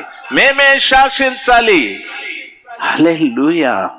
ప్రభులు వారు అంటున్నారు, ద్వీపములారా, మీరు గాలికి ఎగురు సూక్ష్మ రేణువులు, గాలికి ఎగిరే సూక్ష్మ రేణువులు. దయచేసి గమనించాలి, గాలికి ఎగిరే సూక్ష్మ రేణువులు అంటే ఆ సూక్ష్మ రేణువులు మనిషి కంటికి కనిపించవు. ఒక ఇంట్లోకి సూర్య కిరణం పడినప్పుడు దులపండి, అప్పుడు కనిపిస్తాయి సూక్ష్మ రేణువులు. అంతటిది ప్రపంచంలో ఉన్న ప్రతి దేశము, ప్రతి ద్వీపము, ప్రతి ద్వీపకల్పం నా దేవుడి దృష్టికి అటువంటివి ఇవన్నీ కూడా. అటువంటి రేణువులకు క్రైస్తవుడు భయపడాల్సిన పని లేనే లేదు. ఈ రేణువులు ఇక్కడెగిరి అక్కడికి పోతాయి, అక్కడెగిరి ఇక్కడికి పోతాయి. గాలి ఎటు వీస్తే అక్కడికి పోతూ ఉంటాయి. క్రైస్తవుడు ఇక్కడికి అక్కడికి కాదు, ఇక్కడ బయలుదేరితే నేరుగా పరలోకానికే వెళతాడు. హల్లెలూయా. నీవు ద్వీపము లాంటివి, ద్వీప కల్పము లాంటివి అడివి కాదు. యేసయ్య రక్తంతో కొన్నవాడివి, యేసయ్య రక్తంతో కడగబడిన వాడివి, దేవుని వాక్యము చేత కనబడిన వాడివి. ప్రపంచంలో నీకున్న విలువ ఏ నాయకుడికి లేదు, ఏ అధికారికి లేదు. ప్రతి ఒక్కటి యేసు ప్రభుల వారి నామము ఎదుట శిరస్సు వంచాల్సిందే. ప్రతి ఒక్కటి, ఉన్నవి రానున్నవి, ప్రతి ఒక్కటి ఆయన పవిత్రమైన పాదముల మీద శిరస్సు వంచాల్సిందే. హల్లెలూయా. ఏ గ్రంథాలు ఏమీ చెప్పలేదు. బైబిల్ సెలవిస్తారు. అపోస్తలుడైన పౌలు అంటాడు, అనేక మందికి నిరీక్షణ లేదు. నిరీక్షణ లేని ఇతరుల వల్లే మీరు ఉండకూడదు. మీకో విషయాన్ని నేను చెప్తాను. యేసు ప్రభుల వారు వచ్చేటప్పుడు దేవుని బోరతోనూ ప్రధాన దూత శబ్దముతోనూ ఆర్భాటముతోనూ పరలోకం నుండి దిగి వస్తాడు. ఆయన పరలోకం నుండి దిగి వచ్చేటప్పుడు క్రీస్తులో ఉండి మృతులైన వారు మొదట లేస్తారు. క్రీస్తులో ఉండి మరణించిన వారు మొదట లేస్తారు. ఆ తరువాత సజీవులుగా ఉండు మనము మేఘాల మీద కొనిపోబడతాము. ఎవరికి ఏ ప్రపంచంలో ఏ మత గ్రంథము, ఏ శాస్త్రము, ఏ పండితుడు పౌలు గారు చెప్పిన సమాచారాన్ని చెప్పలేరు. ద్వీపములు గాలికి ఎగిరిపోతూ ఉంటాయి. క్రైస్తవుడు ఎగిరిపోయే ధూళిలాగా, సూక్ష్మ రేణువులలాగా ఎగిరిపోయే ఈ ప్రపంచంలో క్రైస్తవుడు ఎగిరిపోయే ప్రసక్తి లేదు. తను ఎగిరితే నేరుగా పరలోకానికే. హల్లెలూయా. ఎవరికి ఇటువంటి నిరీక్షణ లేదు, ఎవరికి తెలియదు. ఇది దయచేసి గమనించాల్సింది. అందుకు ప్రభు అంటాడు, ఆకాశాన్ని చూడు, భూమిని చూడు అని చెప్పి, ఆ భూమి ఎటువంటిదంటే భూమిలో నివసించే ప్రతివాడు కూడా బావిలో నుండి చెదుతూ ఉంటే ఆ బకెట్లో నుండి రాలిపోయే బిందువు లాంటి వాడు. బకెట్లో నుండి రాలిపోయిన బిందువును గురించి ఎవడ ఆలోచిస్తాడు? బకెట్ నుండి చేదిన నీళ్లు బిందెలో వేసుకొని ఇంట్లోకి తీసుకెళ్ళే తాగుతారు. చేద నుండి రాలిపోయిన బిందువులను గురించి ఎవడు లెక్క చేయడు. మనుషులు అలాంటి వారు, త్రాసులో ఉన్న ధూళి లాంటి వారు. ఈ ద్వీపములు గాలికి ఎగిరిపోయేటివి. అటువంటి ఈ పనికిరాని ప్రపంచంలో క్రైస్తవుడు ఎంత ఉన్నతమైన వాడంటే, నిజమైన దేవుని స్వరాన్ని వినగల శక్తి అతనికి ఒక్కడికే ఉంది. హల్లెలూయా. క్రైస్తవుడికి ఒక్కడికే ఉంది. ప్రపంచంలో ఎందరో మేధావులు, ఎందరో అయితే క్రైస్తవుడు యేసు రక్తంతో కడగబడి దరిద్రుడో ధనవంతుడో లేక పేదవాడో, ఇల్లుందో లేదో, ప్రభువులో నిజాయితీగా బ్రతికినటువంటి బిడ్డ ఒక్క రోజున ప్రభు స్వరాన్ని వింటాడు. ఇవన్నీ ఎగిరిపోయేటివి. అయితే క్రైస్తవుడు మాత్రం తను పిలిచిన దేవుని దగ్గరికి వెళ్ళిపోతాడు. హల్లెలూయా. నా మాటలు అర్థమైన బిడ్డలు ఒకసారి గట్టిగా హల్లెలూయా చెప్దాం. మన నిరీక్షణ చాలా గొప్పది. అపోస్తలుడైన పౌలు గారు ఆ చక్కటి మాట చెప్పారు. దేవుని వాక్యం ఆ రీతిగా సెలవిస్తారు. 51 బైబిల్లో చెప్పబడిన మాట. యెషయా 51:6 అంటాడు, భూమి వస్త్రము వలె పాతగిల్లిపోతాది, దానికి ముందు అంతరిక్షము పొగవలే అంతర్ధానమైపోతాది. అంతరిక్షము పొగవలే అంతర్ధానమైపోతాది. అంతర్ధానమైపోవడం అంటే ఈరోజు కనిపిస్తూ ఉంది, ఒకరోజు అది కనిపించదు. సూర్యుడు, చంద్రుడు, అంగారకుడు, బుధుడు, శుక్రుడు, శని, ఎవరెవరో, ఎన్నో కోటాను కోట్ల నక్షత్రాలు, ఎన్నో ఆకాశాలు, ఆకాశ మహాకాశాలు, పరమాకాశములు కూడా ఉన్నాయి. దావీదు గారు చెప్తారు, అసలు ఈ అనంతం ఏమిటో ఏ మనుషునికి అర్థం కాని సమస్య. దేవుని వాక్యం ఆ రీతిగా సెలవిస్తారు.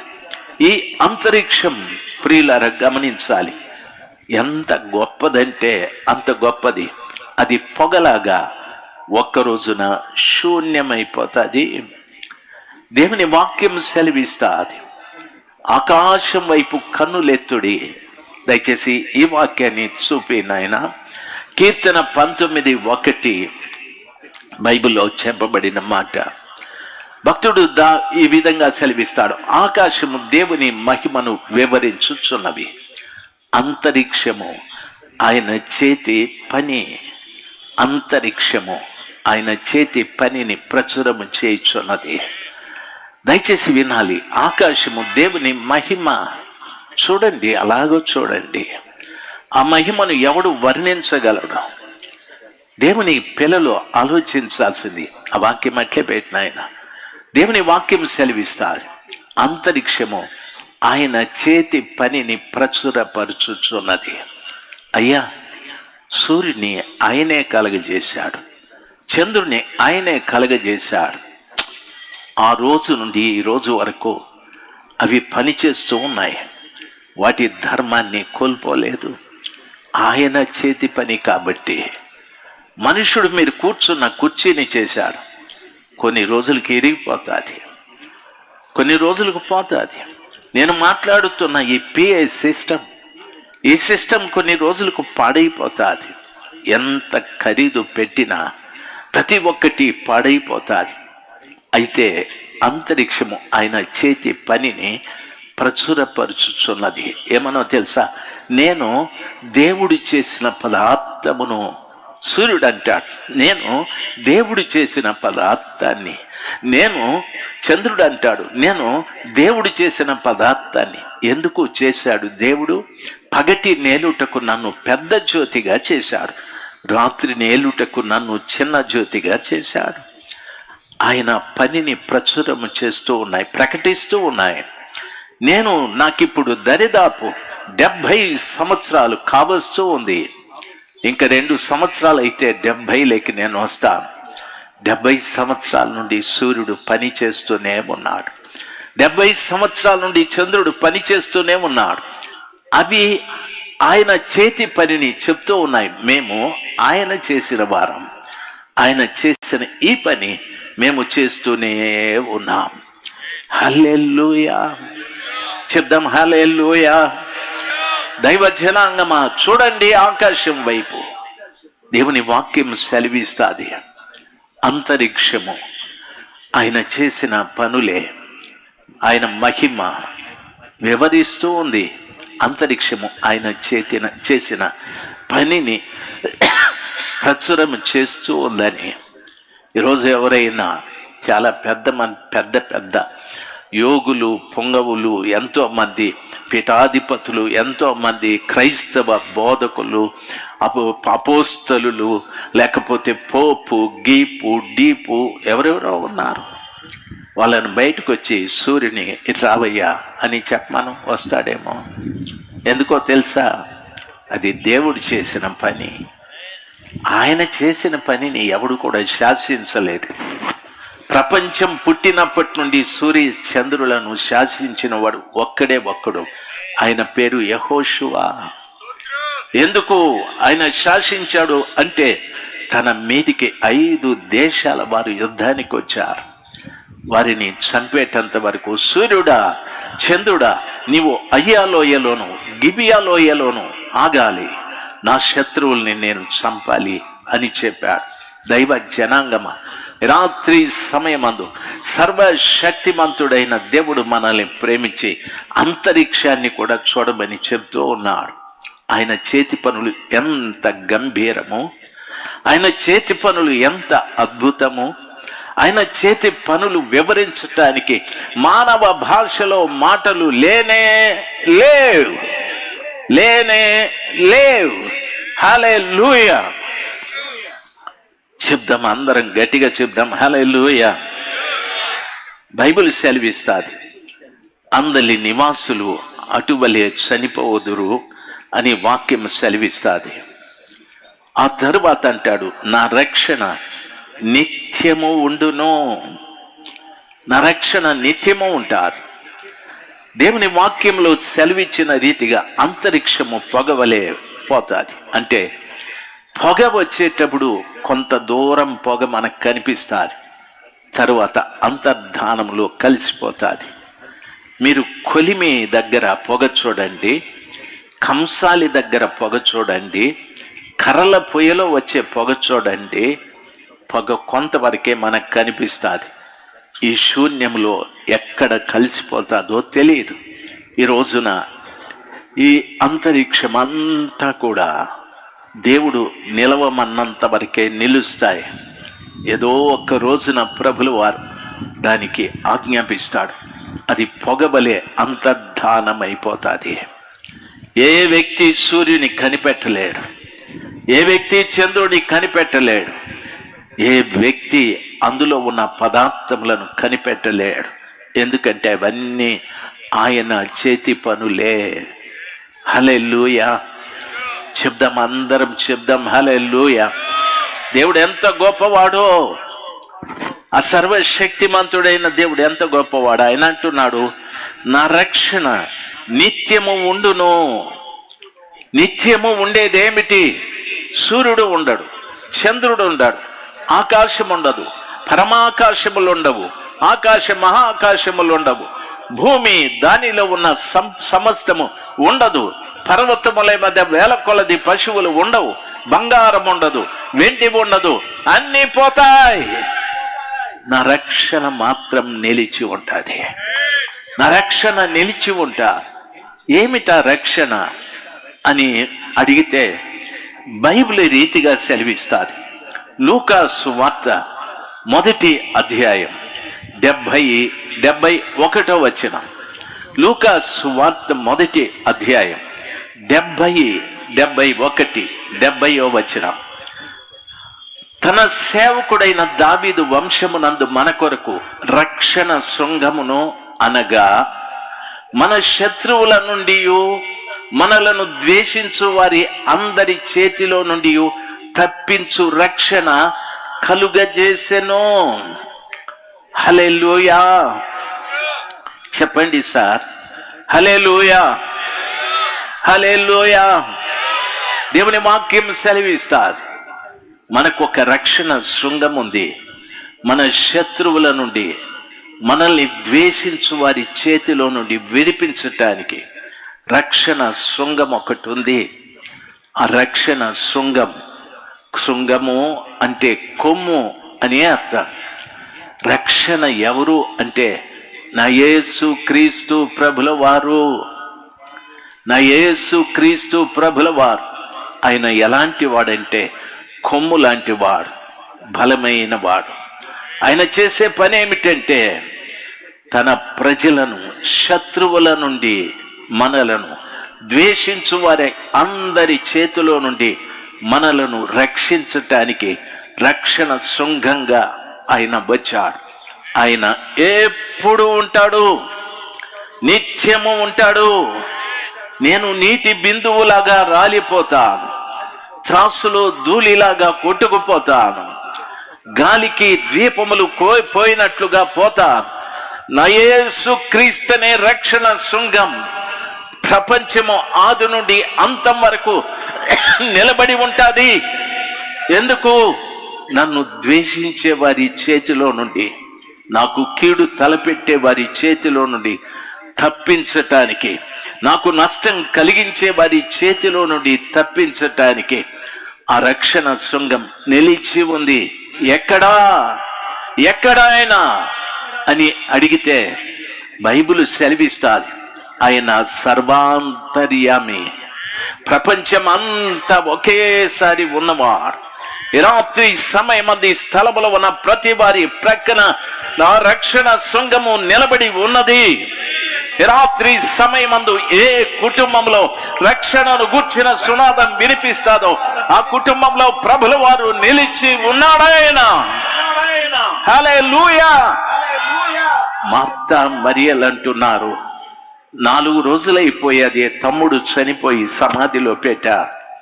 4 రోజుల తరువాత యేసయ్య వస్తే ఆ తల్లి అన్నమాట, ప్రభువా మీరిక్కడుంటే నా సోదరుడు చనిపోయిండేవాడు కాదు. ప్రభువా మీరిక్కడుంటే నా సోదరుడు చనిపోయిండేవాడు కాదు. నా రక్షణ ఎవరంటే నా యేసు ప్రభుల వారు. ఆయన నిత్యము ఉంటాడు. నా తండ్రి కాలంలో ఉన్నాడు, వారి తండ్రి కాలంలో ఉన్నాడు, వారి తండ్రి కాలంలో ఉన్నాడు, నా పిల్లల కాలంలో, వారి పిల్లల పిల్లల పిల్లల కాలంలో, తరతరములు యుగ యుగాలు ఉన్న దేవుడాయన. ఎవరాయన? రక్షణ శృంగము.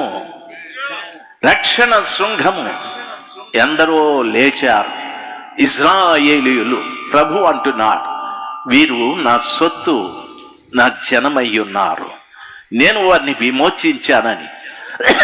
ఇశ్రాయేలీయులకు ఎదురుగా ఎందరో లేచారు.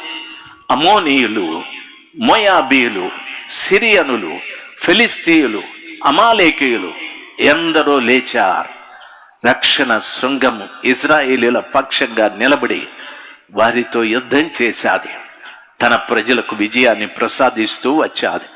ఈ రాత్రి కూడా ఈ స్థలములో ఉన్న ప్రతి బిడ్డకు ఆయన రక్షణ శృంగమై ఉన్నాడు. ఎంతవరకు ఆయన ఉంటాడు అంటే, ఆ కృపగల దేవుడు నిరంతరము నీతో పాటు ఉంటాడు. నీవు పుట్టినప్పటి నుండి చనిపోయేటంత వరకు, నీవు చనిపోయిన తరువాత నీ బిడ్డ, వారి బిడ్డ, వారి బిడ్డ, తరతరములు ప్రపంచంలో క్రీస్తు రక్తముతో కడగబడిన ప్రతి వారి పక్షముగా ఆయన రక్షణ శృంగంగా నిలబడి మనల్ని భయపడనివ్వకుండా, దిగులు పడనివ్వకుండా కాపాడు దేవుడైనా, కాపాడు దేవుడైనా. హల్లెలూయా. దయచేసి గమనించాలి, నేనున్న ప్రాంతం కాస్త గడ్డు ప్రాంతం. సువార్త ప్రకటించడానికి కష్టమైన ప్రాంతాలు అవి. దయచేసి గమనించాలి, సువార్త ప్రకటించకూడదని నన్ను, మా కొడుకును చంపాలని 600 మంది వచ్చారు. 200 కేసులు పెట్టి నన్ను జైల్లో పెట్టారు. కారణాలు తెలియవు. 3 పోలీస్ స్టేషన్లు, 3 సబ్ ఇన్స్పెక్టర్లు, సిఐలు అక్కడ హాజరయ్యారు. నా మీద 200 కేసులు. అయితే ఒక్కటి రుజువు కాలేదు. అన్నీ పనికిరాని కేసులు. విగ్రహాలు దొంగిలిస్తాడు, ఆడోళ్ళను అమెరికాకు అమ్ముతాడు. ఎవడు కొంటాడు ఈ ఇండియా ఆడోళ్ళని అమెరికాలో? దరిద్రం పెట్టినోడు కేసు పెట్టడం కూడా శాత వచ్చి సావలే. నేను అన్న అమెరికాకు కాదు సార్, అరేబియాకి. ఆయన బాగా చెప్తా ఉన్నాడు కదయ్యా, అరేబియా వాళ్ళు కొనుక్కుంటారు, అమెరికా వాడు ఏంటి కొంటాడు? తరిమేస్తూ ఉన్నాడు, ఇప్పుడు అందరినీ తరిమేస్తూ ఉన్నాడు. దయచేసి గమనించాలి, ఎన్నో కేసులు. విగ్రహాలను అమ్మేస్తాడు, దేవాలయాల దగ్గర నిధిని తవ్వేకపోతాడని. అసలు ఆ 4 మెట్లు ఎక్కే శక్తి లేదు నాకు. నిధులు ఏడదవ్వేది, గుణం ఎక్కడ ఎక్కుతాను? ఈయనకు టీం ఉందన్నారు. నా టీం, నా భార్య, నా కొడుకు, 2 కూతుర్లు, 2 అల్లుళ్ళు. ఈ టీము ఓడేమో కువైట్లో ఉన్నాడు, ఓడేమో నాకు డెడ్ ఆపోజిట్ కొడుకున్నాడు. నాకంటే మెతకోడు మా ఓడు. ఈ టీంతో ఏం చేసేది? ఏదేదో చేసినారు. దేవుని మహాకృప ఏవీ రుజువు కాలేదు. ఎందుకో తెలుసా? రక్షణ శృంగం నా పక్కన ఉంది కాబట్టి. రక్షణ శృంగం నా ప్రక్కన ఉంది. ఇంకా విశేషమైన సమాచారం, మాకు హాస్టల్ ఉండేది, పిల్లల్ని చదివించేవారం. అక్కడ నాకు గది ఉండేది. పుణ్యాత్ములు ట్రాన్స్ఫార్మ్ వేసేసినారు ఆ రూమ్లో. ట్రాన్స్ఫార్ము నేను 4 రోజులు ఇద్దరు సంసారం చేసిన. అది నేను ఇద్దరు కూడా. నా సంగతి దానికి తెలియదు, దాని సంగతి నాకు తెలియదు. 4 రోజుల తర్వాత పాము వేసిన వాడు ఫోన్ చేసినాడు. నేను హలో అంటే, రే నువ్వు ఇంకా సావలేదా?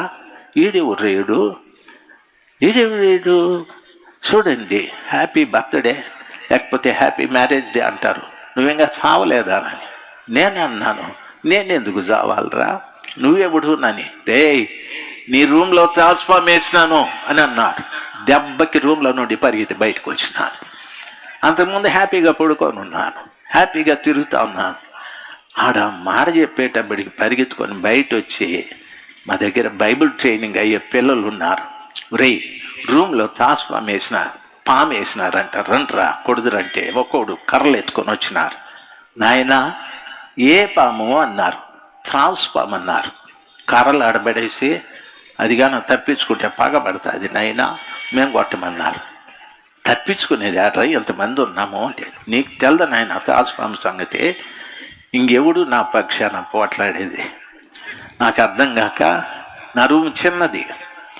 నేను ఆ స్టెప్స్ మీద బార్లా పడుకొని చూస్తే, మంచం కింద బీరువా కింద చూస్తే, బుజ్జి మొన్న బీరువా కింద ఉంది. బీరువా కింద విశ్రాంతి తీసుకుంటా ఉంది. ఓయమ్మో ఏడుందిరా పాము అనని. ఎట్లా నాయన దాన్ని చేసేది? రాయితో కొట్టండి, ఇసుక జల్లండి, కర్రతో పొడవండి, ఏం చేసినా భుజమున కదలనేలే.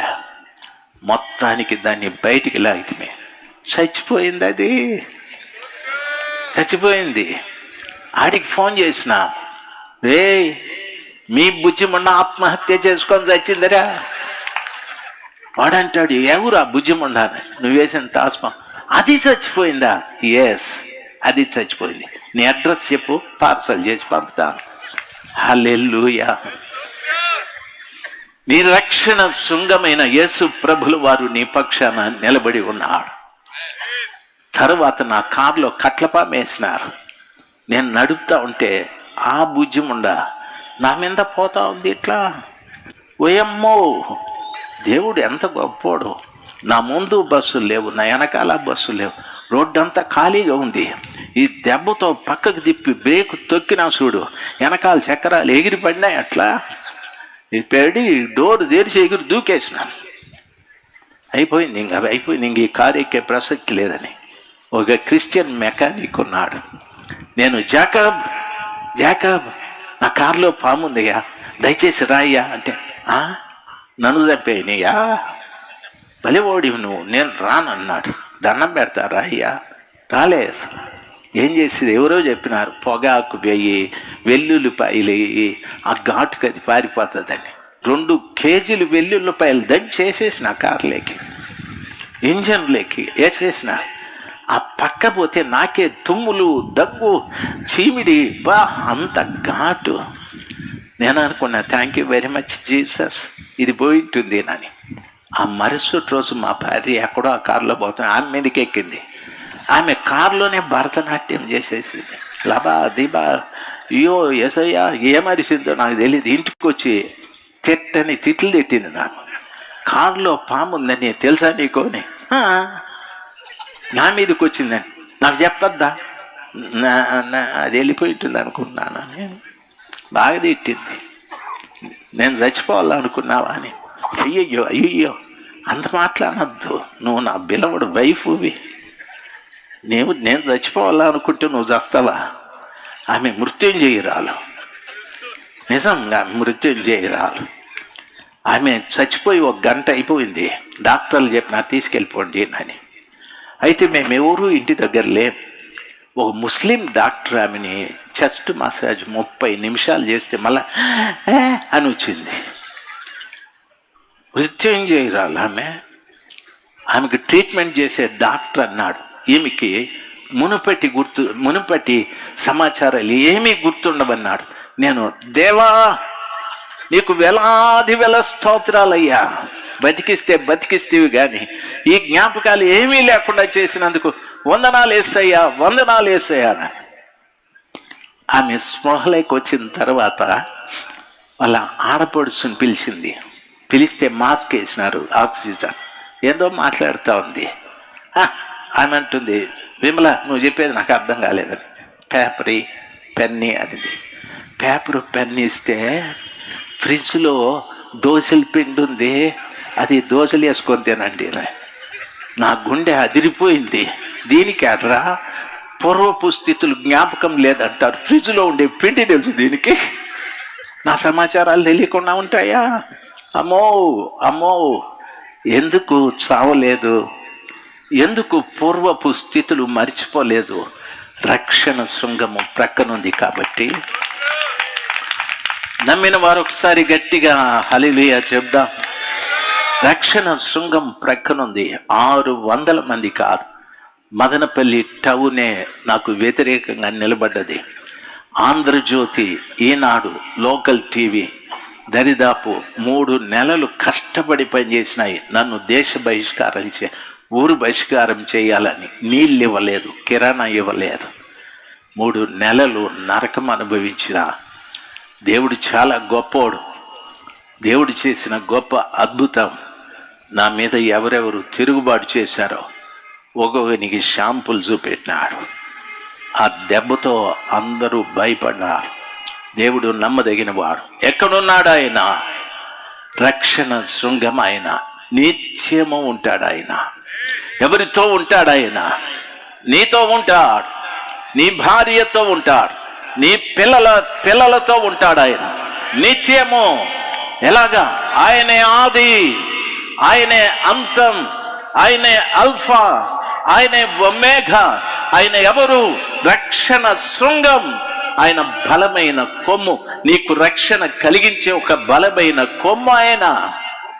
హల్లెలూయా. భయపడకండి, భయపడకండి. ప్రపంచాలను కలగజేసిన గొప్ప దేవుడు నీ పక్షాన ఉన్నాడు. భయపడకండి, ఎవరిని నిందించకండి, ఎవరిని ద్వేషించకండి, ఎవరి మీద పగ తీర్చుకోవాలనే ఆలోచన కలిగి ఉండకండి. ప్రేమ కలిగి ఉండండి, క్షమాగుణం కలిగి ఉండండి. నీ పక్షాన పగ తీర్చుకోవటానికి దేవుడే రక్షణ శృంగంగా నీ ప్రక్కన నిలబడతాడు. నమ్మిన వాళ్ళు గట్టిగా చప్పట్లు కొట్టి ఆయన్ని మహిమ పరుద్దాం. బైబిల్ సెలవిస్తుంది చూడండి, నా రక్షణ నిత్యము ఉండును, నా నీతి కొట్టివేయబడదు. ప్రపంచంలో కొందరికి కొన్ని నీతులు ఉన్నాయి, దయచేసి గమనించాలి. అయితే క్రైస్తవుడి నీతి ప్రపంచము ఉన్నంత వరకు నిలిచి ఉంటుంది, అది కొట్టివేయబడదు. క్రైస్తవునికి దేవుడిచ్చిన నీతి కొట్టివేయబడదు. ఏమిటా నీతి అంటే బైబిల్ సెలవిస్తుంది. అబ్రహాముతో అంటాడు, అబ్రహాము దేవుని నమ్మెను గనుక అది అతనికి నీతిగా ఎంచబడెను. ఆ నీతి నీకేం చేసేది? అబ్రహామా, నా 100వ సంవత్సరంలో చక్కటి కుమారుని ఇచ్చాది. ఆ నీతి నా కుమారుని బలివ్వమని చెప్పాది. నేను తీసుకెళ్లి కుమారుని బలిపీఠం మీద పెట్టి ఖడ్గాన్ని పైకెత్తితే నీతి అంటుంది, అబ్రహామా ఆగు, ఆ పొదలో పొట్టేలుంది, దాన్ని బలివ్వమని చెప్పాది. అబ్రహాము అంటున్నా, నేను దేవుని నమ్మాను, అది నాకు నీతిగా ఎంచబడ్డది.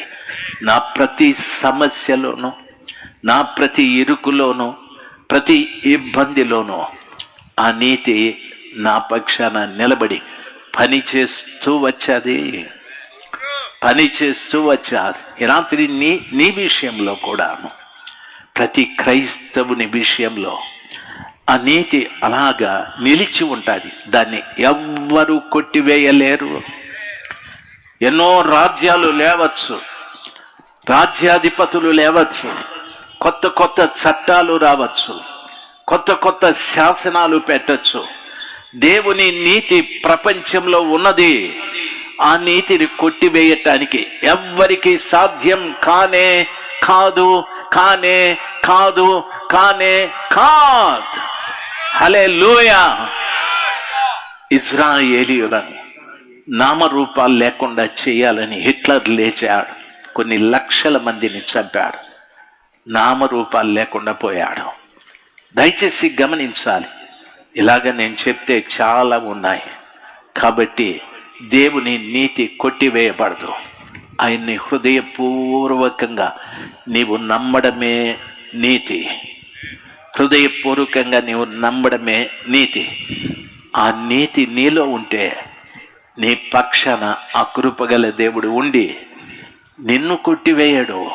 నీకెదురుగా నిలబడ్డ ప్రతి దాన్ని కొట్టివేస్తూ వస్తాడు, ప్రతిదాన్ని కొట్టివేస్తాడు. కొంతకాలం, కొంత సమయం అంతే. భయపడాల్సిన పని లేదు. బైబిల్ సెలవిస్తుంది 7వ వచనంలో, 51 వచనంలో అంటున్నాడు, నీతిని అనుసరించు వారలారా నా మాట వినండి. నీతిని అనుసరించు వారలారా నా మాట వినండి. నా బోధను హృదయమందు ఉంచుకున్న జనులారా ఆలకించండి. మనుష్యులు పెట్టు నిందకు భయపడకండి, వారి దూషణ మాటలకు దిగులు పడకండి.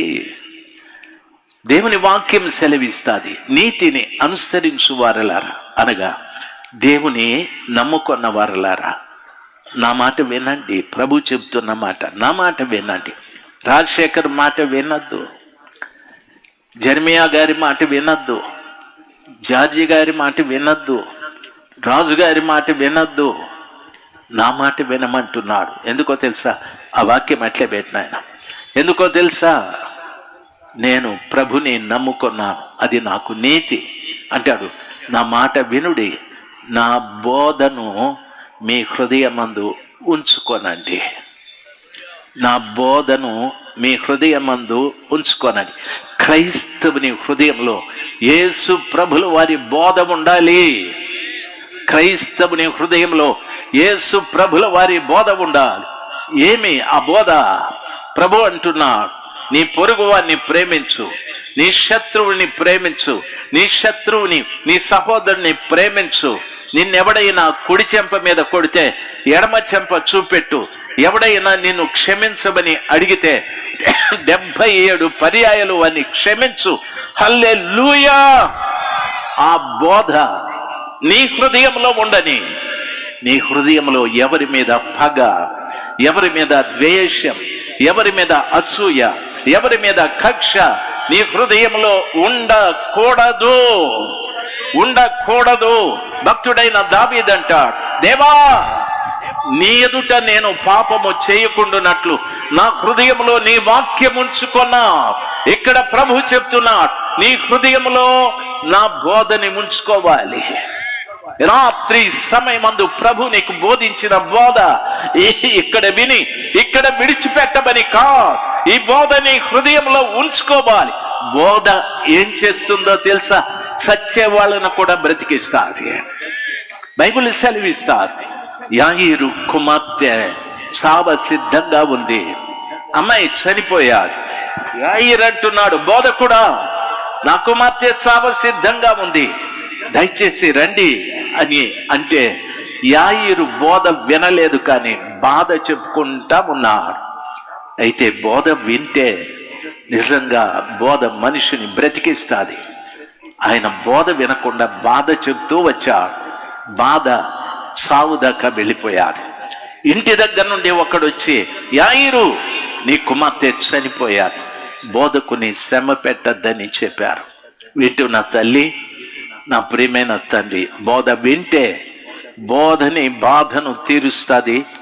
బోధ వింటే బోధ నిన్ను బ్రతికిస్తుంది.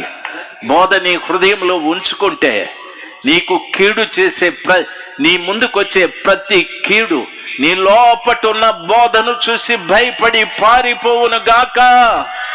హల్లెలూయా! ఎవరా బోధ? ఎవరా బోధ? బోధ నా యేసు ప్రభుల వారు. బైబిల్ సెలవిస్తారు, ఆది యందు వాక్యం ఉండెను, వాక్యము దేవుని యొద్ద ఉండెను, వాక్యము దేవుడై ఉండెను. రాత్రి సమయమందు నువ్వు వింటున్న వాక్యం యేసు క్రీస్తు ప్రభుల వారు. ఆ బోధను నీ హృదయంలో ఉంచుకోమని ప్రభుల వారు సెలవిస్తున్నారు. ఎవరి మీద పగవద్దు, ఎవరి మీద ద్వేషమొద్దు, ఎవరి మీద అసూయవద్దు, కక్షలొద్దు. నీ హృదయంలో దేవుని బోధే నిలిచి ఉండాలి. బైబిల్ సెలవిస్తారు, నా బోధను హృదయమందు ఉంచుకున్న జనులారా ఆలకించండి, మనుషులు పెట్టు నిందకు భయపడకండి, వారి దూషణ మాటలకు దిగులు పడకండి. వస్త్రము కొరికి వేయినట్లు చిమ్మెట వారిని కొరికి వేస్తుంది. వస్త్రాన్ని కొరికి వేసినట్లు చిమ్మెట వాళ్ళను కొరికి వేస్తుంది. బొద్దిక గొర్రె బొచ్చును కొరికి వేయినట్లు వారిని కొరికి వేస్తుంది. అయితే నా నీతి నిత్యము నిలుచును, నా రక్షణ తరతరములు ఉండును. హల్లెలూయా! చెప్దాం, హల్లెలూయా, హల్లెలూయా, గట్టిగా హల్లెలూయా. 9వ వచనములో అంటాడు, యెహోవా బాహువా లెమ్మో లెమ్మో, బలము తొడుగు కొమ్ము. పూర్వకాలములలోను పురాతన తరములలోనూ లేచినట్లు లెమ్మో. రాహాబును తుత్తినీయులుగా నరికి వేసిన వాడవు నీవే కదా, మకరమును పొడిచిన వాడవు నీవే కదా. బైబిల్ సెలవిస్తారు, నా బాహువా. దేవుని వాక్యంలో సెలవిచ్చిన మాట, నా బాహువా. ప్రభు చెప్పిన మాట, లెమ్ము లెమ్ము, బలము తొడుక్కో. బాహువా లెమ్ము, బలము తొడుక్కో. లూకా సువార్త 1వ అధ్యాయం 57వ వచనం. సార్ దయచేసి గమనించాలి. కొన్ని నిమిషాల్లో నేను ముగించేస్తాను. రేపు అద్భుతమైనటువంటి సందేశాలు మా దైవజనుని ద్వారా ఈ పట్టణానికి ఇవ్వబోతూ ఉన్నాడు. మనుష్యుల చేత వాడబడిన దైవ సేవకులు దేవుడే వాడుకుంటున్నాడు. దేవుని వాక్యం సెలవిస్తాది. 1వ అధ్యాయం 51వ వచనం. తమ్ముడా, 51వ వచనం. ఆయన తన బాహువుతో పరాక్రమము చూపెను, వారి హృదయముల ఆలోచన విషయమై గర్విష్ఠులను అణచెను, గర్విష్ఠులను చెదరగొట్టెను. ఒకసారి గట్టిగా చప్పట్లు కొట్టి దేవుని మహిమ పరుద్దాం. ఆయన తన బాహుతో పరాక్రమము చూపెను. బాహు అంటే ఈ కౌగిలింత. నేను ఇలాగ కౌగిలించుకుంటే నా ముందేమీ లేదు, ఖాళీ. యెహోవా బాహు ఎవరంటే ఇశ్రాయేలు ప్రజలు. యెహోవా బాహు ఎవరంటే ఈ రోజున క్రీస్తు రక్తంతో కడగబడిన బిడ్డలు. ఆయన తన బాహుని తీసుకొని వారి ద్వారా ఆయన పరాక్రమము ప్రపంచానికి చూపెడతాడు. ఆయన పరాక్రమం, వాక్యం అట్లే పెట్టిన ఆయన పరాక్రమము ప్రపంచానికి చూపెడతాడు. దయచేసి గమనించవలసిన విషయం, ఈరోజు నువ్వు ఏదో నెమ్మదిగా ఉండొచ్చు. ఒకసారి చూడండి, సంసోను ఒక రోజున ఫిలిస్తీయులు ఆయనకు తటస్థపడ్డారు. ఆయన దగ్గర ఆయుధం లేదు. అక్కడ ఒక గాడిద కనిపించారు. గాడిద దవడ తీసుకొని 1000 మందిని చంపేశాడు. దేవుని పరాక్రమము ఆయన బాహువులో నుండి ఆయన ప్రజలకు చూపిస్తాడు, ప్రపంచానికి చూపిస్తాడు. నా ప్రియ దైవ జనాంగమా, దయచేసి గమనించవలసిన విషయం, రాత్రి సమయమందు దేవుని బాహువులో ఉన్నటువంటి వారిని ప్రపంచం ఏమీ చేయలేదు, రాజులు ఏమీ చేయలేరు, రాజ్యాధినేతలు ఏమీ చేయలేరు, ప్రజలు బలగము ఏమీ చేయలేదు. ఆయన బాహువులో ఉన్న ప్రజల ద్వారా దేవుడు ప్రపంచానికి పరాక్రమాన్ని చూపెట్టే దేవుడు ఆయన. హల్లెలూయా. నేను ఆయన బాహువులో ఉండాలి. ఆయన బాహువు నుండి బయటికి వెళ్ళకూడదు. ఆయన బాహువులో ఉండాలి. ఆయన వాక్యము సెలవిస్తుంది, వారి హృదయముల ఆలోచన విషయమై గర్విష్ఠులను చెదరగొట్టెను. వారి హృదయముల ఆలోచన విషయమై గర్విష్ఠులను చెదరగొట్టెను. ఈ రోజున గర్వపడి కొంతమంది మన మీదికి లేవచ్చు. గర్వపడి ఇదిగో మా కాళ్ళతో వాళ్ళను త్రొక్కేస్తాం, వాళ్ళను మేము తరిమేస్తాం, వాళ్ళను మేము నాశనం చేస్తాం, వారి స్త్రీలను చెరపడతాం, వారి పిల్లలను మానభంగం చేస్తాం, వారి ఉద్యోగాలు పెరికేస్తాం అనొచ్చు. పాపం వారికి తెలియదు కాబట్టి వాక్యం పెట్టిన ఆయన బైబిల్ సెలవిస్తారు, వారి ఆలోచన విషయమై గర్విష్ఠులను చెదరగొడతాడు ఆయన. వారికే సమాధానం లేకుండా, వారికే ఐక్యత లేకుండా, వారికే పొసగకుండా చెదరగొట్టును. యెహోవా బాహువా లెమ్మో, బలము తొడుక్కొనుము. యెహోవా బాహువా లెమ్మో. ఒక్కసారి అందరూ లేచి నిలబడదాం. నా యేసు ప్రభుల వారి బాహువులేకి వద్దాం. ఎవరు వెళ్ళిపోవద్దు. చివరి ప్రార్థన ఆశీర్వాదం తరువాత వెళ్ళండి. ఆయన బాహువులేకి వద్దాం. నీ హృదయంలో ఆయన బోధ ఉండని, నీ ఆలోచనలను చూస్తున్న దేవుడు అంటున్నాడు, నా బాహువులలో నుండి పరాక్రమము నేను చూపెడతానని చెప్పాడు. దయచేసి ప్రభు బాహువులేకి రండి. సాతాను బాహువులేకి వెళ్ళొద్దండి. సాతాను బాహువు ఎవరికి ఏమీ చేయలేదు, మనకే నష్టం కలుగు చేస్తుంది. ప్రభుని అడగండి, ప్రభువా నీ బాహువులేకి నేను వచ్చాను, నీ బాహువులో పరాక్రమం ఉంది. పనికిరాని ఆలోచనలు చేసే వ్యక్తుల ఆలోచనలు చెదరగొట్టే దేవుడు మీరు. అయ్యా, నీ బాహువులోకి నేను వచ్చా. సర్వశక్తిమంతుడైన దేవుడు ఆయన మనల్ని ప్రేమించి రాత్రి ఎన్నో విషయాలు చెప్పాడు. అడుగుదాం, ప్రభా నన్ను నీ బాహువులోకి చేర్చుకోనండి. నాకున్న భయాలు, నాకున్న కలవరాలు, నాకున్నటువంటి దిగులు ఇవన్నీ కూడా పోవాలి. నీ బాహువులోకి నేను వచ్చాను. నన్ను బలపరచు, నన్ను బలపరచు, నన్ను బలపరచు.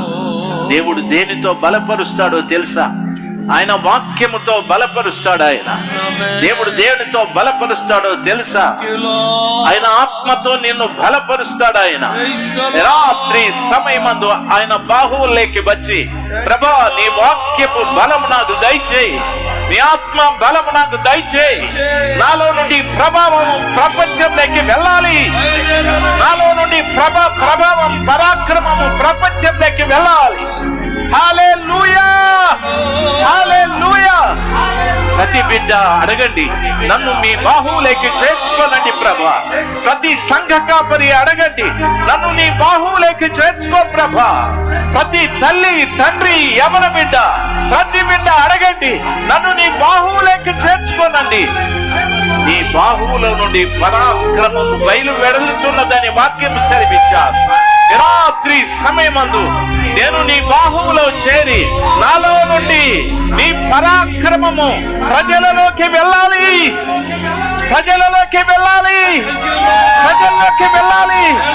హల్లెలూయా, హల్లెలూయా. నోరు తెరిచి అడగండి, దయచేసి నోరు తెరిచి అడగండి. భయపడాల్సిన పని లేదు, కలవరపడాల్సిన పని లేదు, దిగులు పడాల్సిన పని లేదు. నీ ప్రక్కన రక్షణ శృంగం ఉంది, అది నిరంతరము ఉంటుంది. భయపడాల్సిన పని లేదు. ఆయన నిన్ను బాహువులోకి చేర్చుకున్నా. నీలో నుండి పరాక్రమము బయలు వెడలుతూ ఉంటాడు. యుద్ధం చేయాల్సిన పని లేదు, కత్తి పట్టాల్సిన పని లేదు, కర్ర పట్టుకోవాల్సిన పని లేదు. యేసయ్య బాహువులోకి వస్తే చాలు, పరాక్రమం నీలో నుండి ప్రపంచమంతా బయలు వెడలుతూ ఉంటా. సర్వశక్తిమంతుడైన దేవుడి రాత్రి సమయమందు ఈ గొప్ప కార్యము చెయ్యని. హల్లెలూయా, హల్లెలూయా. అర్థం చేసుకుందాం. జీవాధిపతి అయిన తండ్రి, నీకు స్తోత్రం చెల్లిస్తున్నానయ్యా. ఈ సభల మొదటి రాత్రి అభిషక్తులైన దైవజనులను మీరు నిలబెట్టి ఆత్మతో నింపి ఒక మహత్తరమైన బలమైన సందేశాన్ని క్రైస్తవ లోకానికి అందించినందుకు మీకు స్తోత్రం నాయనా. ఈ పట్టణంలో ఈ విధంగా సభలు నిర్వహించాలని దైవజనులకు మీరు ఇచ్చిన ఆలోచన కొరకై స్తోత్రం. ఈ సభల మొదటి రాత్రి ప్రభువా, మీ సందేశాన్ని విన్నటువంటి మీ పిల్లలు ఆశ కలిగి మీ బాహువుల్లో భద్రపరచబడాలని కోరుకుంటూ తీర్మానంతో ప్రార్థిస్తూ ఉండగా, ఆకాశబంధుణ్ణి చూచుచున్న దేవా, ఈ రాత్రి కూడి వచ్చిన మీ ప్రజల మీద దృష్టించిన తండ్రి, ఈ ప్రాంగణంలో జీవంగల మీ మాటలు వాక్యాన్ని విన్న ప్రతి ఒక్కరిని మీ బాహువుల్లో భద్రపరిచి మీ మహిమగడ రాజ్య స్థాపన కొరకు సిద్ధపరచుమని, నడిపించుమని, దైవజనుడికి విశేషమైనటువంటి కృప, మంచి ఆరోగ్యం మిరిచి పరిచర్యలో వాడుకోమని, మిగిలిన 2 రోజులు మహిమగల మీ మాటలు వాక్కులు కూడి వచ్చిన ప్రజల కొరకు మాట్లాడబోతున్నందుకు, దైవజనులను బలపరచబోతున్నందుకు, ఈ ప్రాంత ప్రజలకు మేలు కలిగినట్లుగా, దీవెన కలిగినట్లుగా, మహిమగల రాకడకు సిద్ధపడినట్లుగా మాట్లాడి మహిమ పొందుమని నజరేయుడైన యేసు నామములో ప్రార్థన చేసి వేడుకొనుచున్నాం తండ్రి, ఆమేన్. మన తండ్రి అయిన దేవుని ప్రేమ, ప్రభు అయిన యేసు క్రీస్తు కృప, పరిశుద్ధాత్మ దేవుని దీవెన ఆశీర్వాదాలు ఈ సభల మొదటి రాత్రి ఈ కూడికలో పాలు పొందిన ప్రియులైన దేవుని ప్రియులందరికీ, అభిషక్తులైన దైవజనులకు, సకల పరిశుద్ధులకు ఆయన కృప సదా తోడై ఉండును గాక. ఆమేన్, ఆమేన్, ఆమేన్, ఆమేన్, ఆమేన్, ఆమేన్. దయచేసి ఇంతవరకు ఓపికతో విన్నందుకు మీకు అందరికీ కృతజ్ఞతలండి. ఇంతవరకు నా ఛానల్ సబ్స్క్రైబ్ చేసుకోకపోతే దయచేసి సబ్స్క్రైబ్ చేసుకోండి, లైక్ చేయండి, షేర్ చేయండి. ఇంకా లేటెస్ట్ వీడియోల కోసం బెల్ ఐకాన్ మీద క్లిక్ చేయండి.